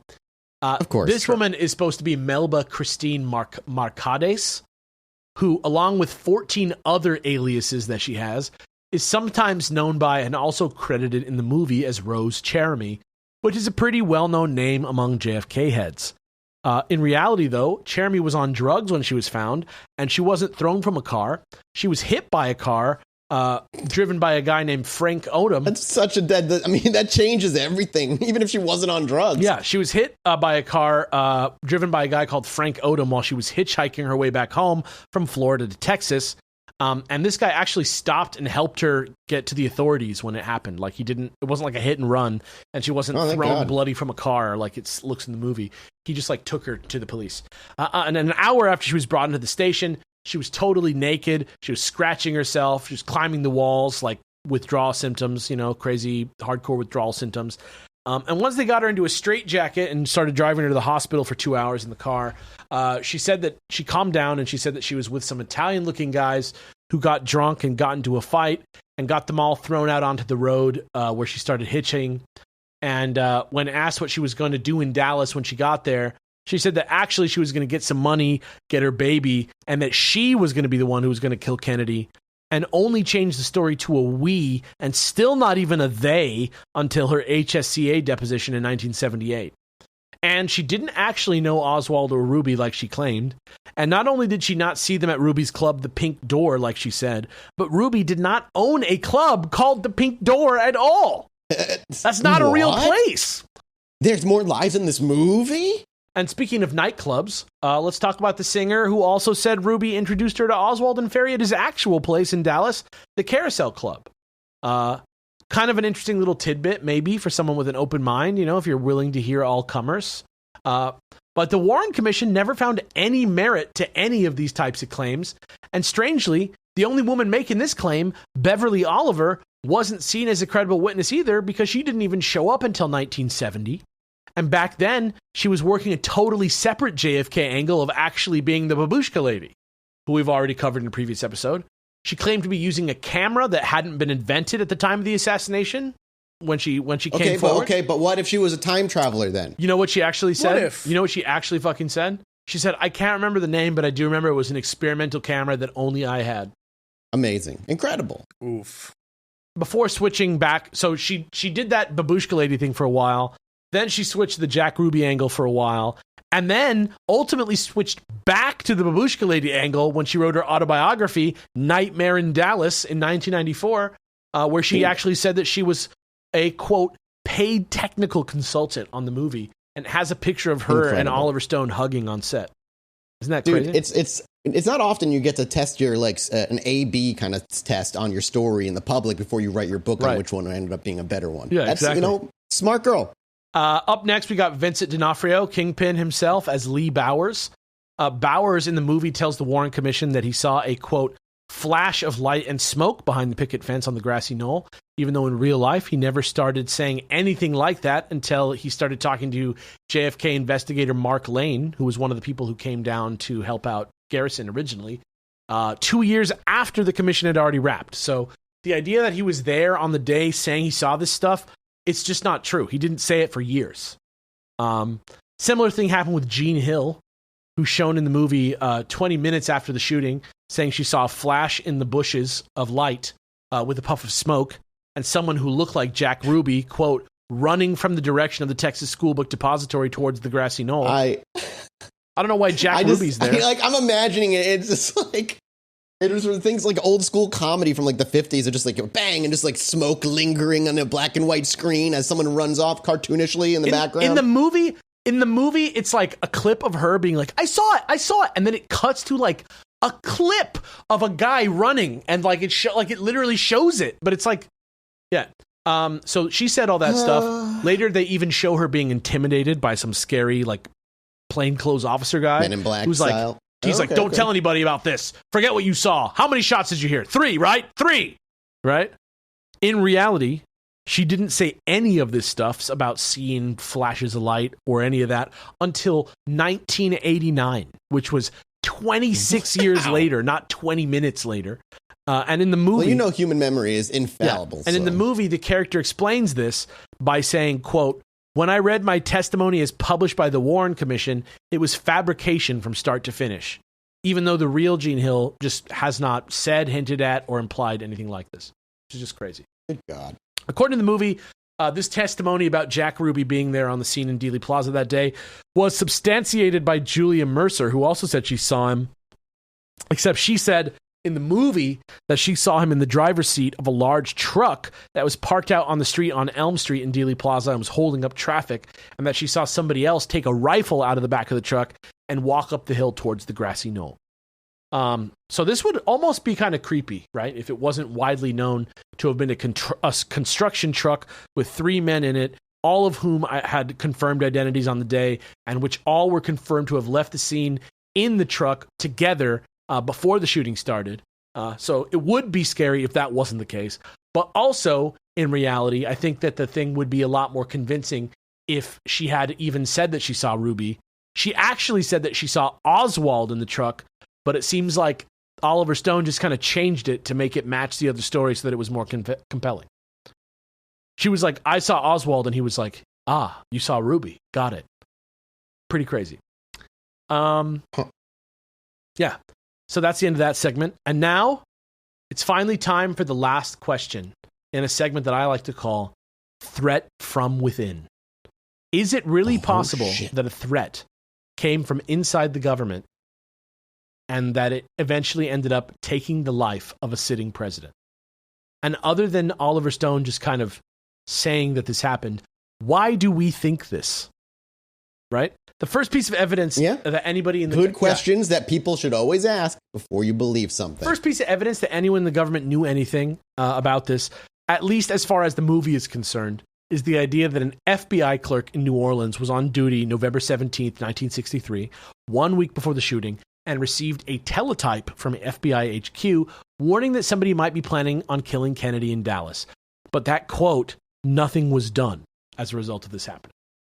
In reality, the FBI clerk didn't come forward until 1968, which was 5 years later. Some dude called William S. Walter.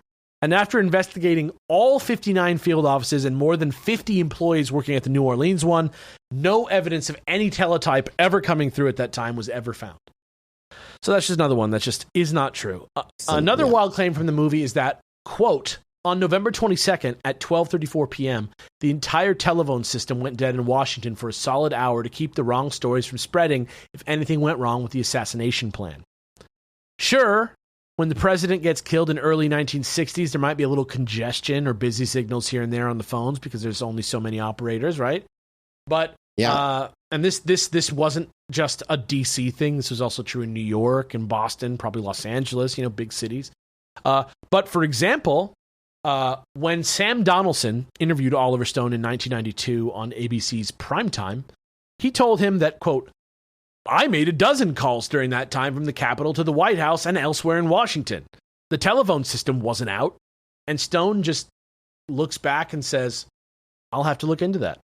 Same thing with the idea of articles showing up in New Zealand about Oswald, complete with pictures just hours after the assassination, fingering him as the only suspect. In the movie, this is presented as evidence of stories being planted in the media, similar to the way the CIA and KGB have fought propaganda wars in the past to control public opinion.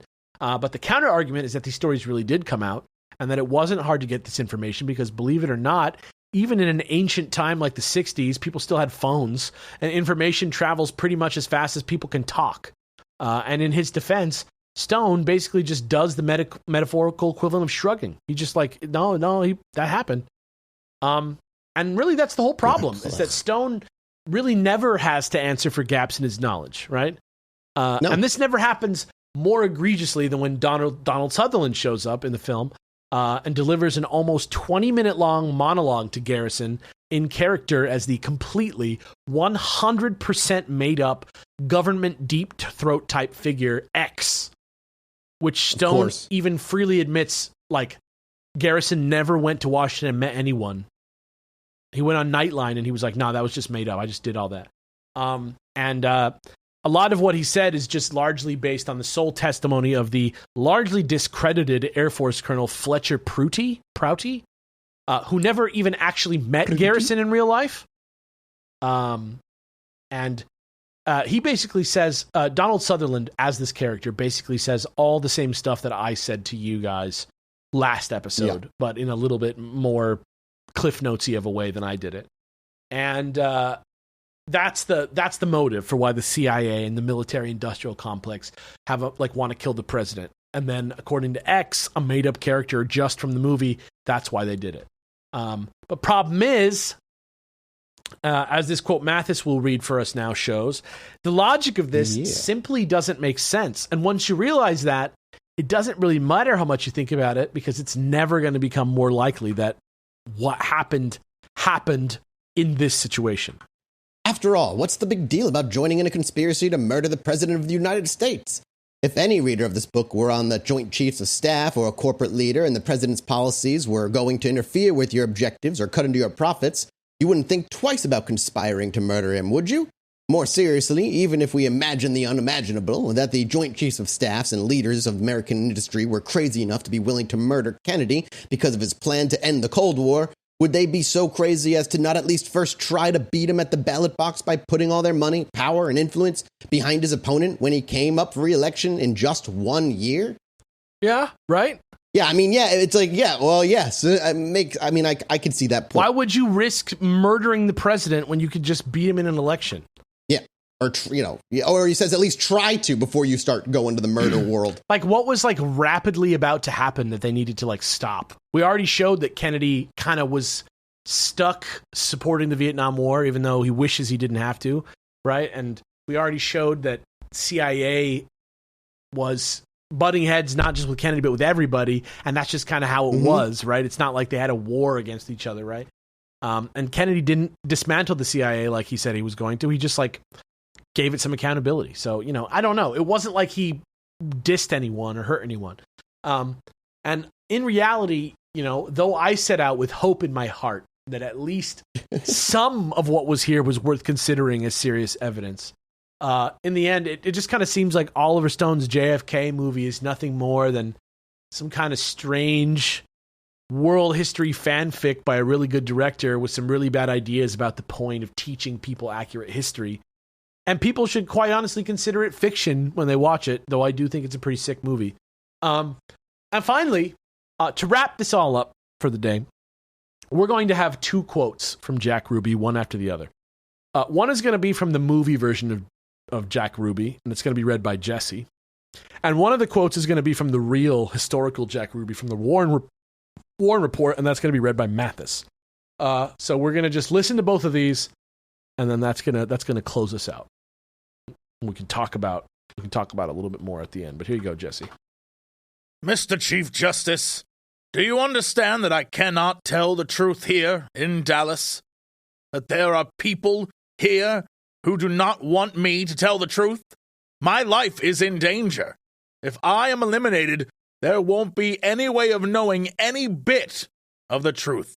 And consequently, a whole new form of government is going to take over the country. So that's the movie version of Jack Ruby, and here's the Warren Report version for Mathis. There was no conspiracy. I am as innocent regarding any conspiracy as any of you gentlemen in this room. No one else requested me to do anything. I never spoke to anyone about attempting to do anything. No subversive organization gave me any idea. No underworld person made any effort to contact me. It all happened that Sunday morning. And with that, my good friends, JFK 2, The Oliver Stone, is done. Thank you for watching Chronicles of Meonia special ghost crossover special side story in the minisode this week at patreon.com/Chilluminati Pod before we carry on with the Mystery of the Tower Hotel. Next time I do an episode in my 8H order, it's going to be the one using the keyword hidden. I'll see you there. Thank you for listening. Hey, before we go, though, just before we go. Yeah, sure. While we're on the topic of movies and based on a true story. Yeah. Real quick. Just like, want to go through some things. Like, just trying to think of like movies that people would know, right? Sure. Mm-hmm. So, The Imitation Game, right? The movie about Alan Turing. Yes. If you saw that movie, like, most of that's made up in the movie. The big reveal that the machine, right, the code breaking machine's named after his childhood love, that's not true. The villain in that movie, the guy who doesn't like him, that's not true. I mean, we could go to the movie, I don't know. The Revenant, where Leonardo DiCaprio fights a bear. That's not true. In fact, it's based most likely off of like a crappy 1825 newspaper article about the story. Right. You could go to, I don't know, the movie Captain Phillips, where in that, I'm the captain now, that whole scene, apparently Captain Phillips wasn't really that heroic. His crew kind of hated him. He was kind of a dick, right? Like, you go to the movie Amadeus, great film about Amadeus Mozart and Salieri being like enemies. That's probably made up. Yeah, I'm with you. I understand what you're saying. Like Braveheart, right? That's definitely made up. Dude, that whole movie. Can I use Braveheart's not real? In video game world too. This is not a spoiler or anything, but for Baldur's Gate, it's in the early access thing. At one point, you come across a bard who is writing the story of a fight you just had against some goblins, and he's asking you for details. And as you're telling them to him, he starts flourishing on them. At the very end, he goes, "And was the dragon with them, bronze or silver?" And you're like, "There wasn't a dragon." He goes, "Oh, my boy, that every story benefits from a dragon." Right. And that's just what it feels like. Like that, like just it doesn't matter because it keeps the people enthralled. There is one I want to read to you just because it's so good. Hopefully for the elder millennials out there, you remember the film Cool Runnings. Oh, baby. Yeah, I've seen Cool Runnings. Yeah. Yeah, so while it is based on a true story, Cool Runnings took a lot of creative license. So first off, there was no coach, right? There was no guy. They weren't failed sprinters, but they were recruited by the Army, by two Americans who then like got these guys from the Army interested in it. And during the Olympics, they weren't outcasts. They were actually like probably everybody heroes loved them, at the Olympics. Yeah. And yeah. they weren't close to winning at all. They were just kind of like fun to have around. Like that's, I mean, movies do that. That's and true. If you're going to get any of your information from movies, that most of the time when it says based on a true story, it is not true. I think the difference with JFK specifically is that all those other movies, the director didn't go on a press tour around the world for 25 years saying that everything that he said in the movie that is completely based on falsehoods is like actually the real story. That's not what the history books is telling you, and the history is written by the winners, you know? And I think that I'm willing to watch Cool Runnings and have a good time and know at the end that it's not true and not have it affect world events. But I think with JFK, you know, I think I'm mostly passionate about this now because I got so deep into this theory this world of JFK conspiracy in the first place. But it's hard not to be when you start, especially when you start to see the reality of everything. The damage done is by this movie to actual discourse about this assassination is almost a kill shot. So just remember that. And patreon.com/ChilluminatiPod. And I love you guys. And more JFK soon. Before we go, I got to yank it from you one more time. Hey, we're going to be, I don't think we've announced it official yet, but we, and by we, I mean me and Alex, Jesse won't be there. And special guests. And special guests and SGS and other stuff are going to be at Indie PopCon at the end of August 26th, I think, somewhere around there. Yeah, that weekend. It's the last weekend of August. I'm told the tickets are selling out super fast for the con. So if you wanted to grab it while you can, because we're going to be doing a Chilluminati Live there. Weeks. SGS will be there. And if you're in Chicago and you can't go to this, Jesse's going to be doing Cox and Crendor Live up in Chicago at the same weekend. We're sold out. I don't need Never you to mind, show you up. can't be there. You can hang out outside the venue Unless and you wait want for tickets, them. have fun, but I don't need anyone else there. I don't need fights. Yeah. And next episode, boys, it's H.H. Holmes time. Oh, shit. So we'll see you guys next week with a brand new episode. We're off to Patreon, as Alex said. Alex, huge commend on that. That was fucking, these two part were super good. It was a great breakdown of the movie. We'll be back next week. Thanks, guys. Goodbye. Bye.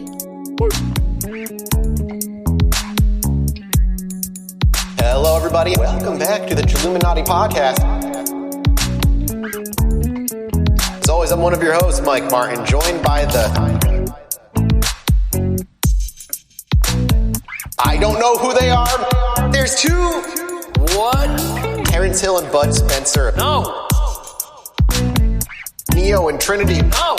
I don't understand, and I probably never will. Let me just tell you right now that there's two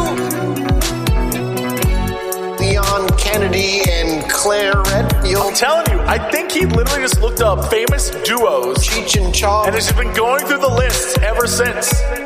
I'm trying to dig deep. Which one of you is Dick Powell? Me? Your name's Jesse Cox. I want Chilluminati. I want my I want Chilluminati. I want my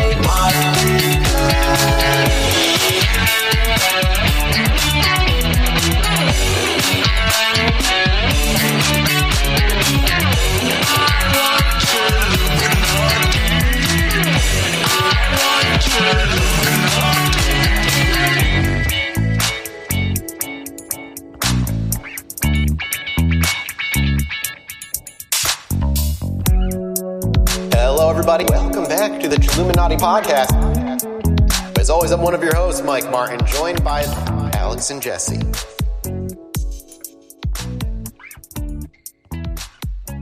Like a shooting star across the sky that's actually a UFO.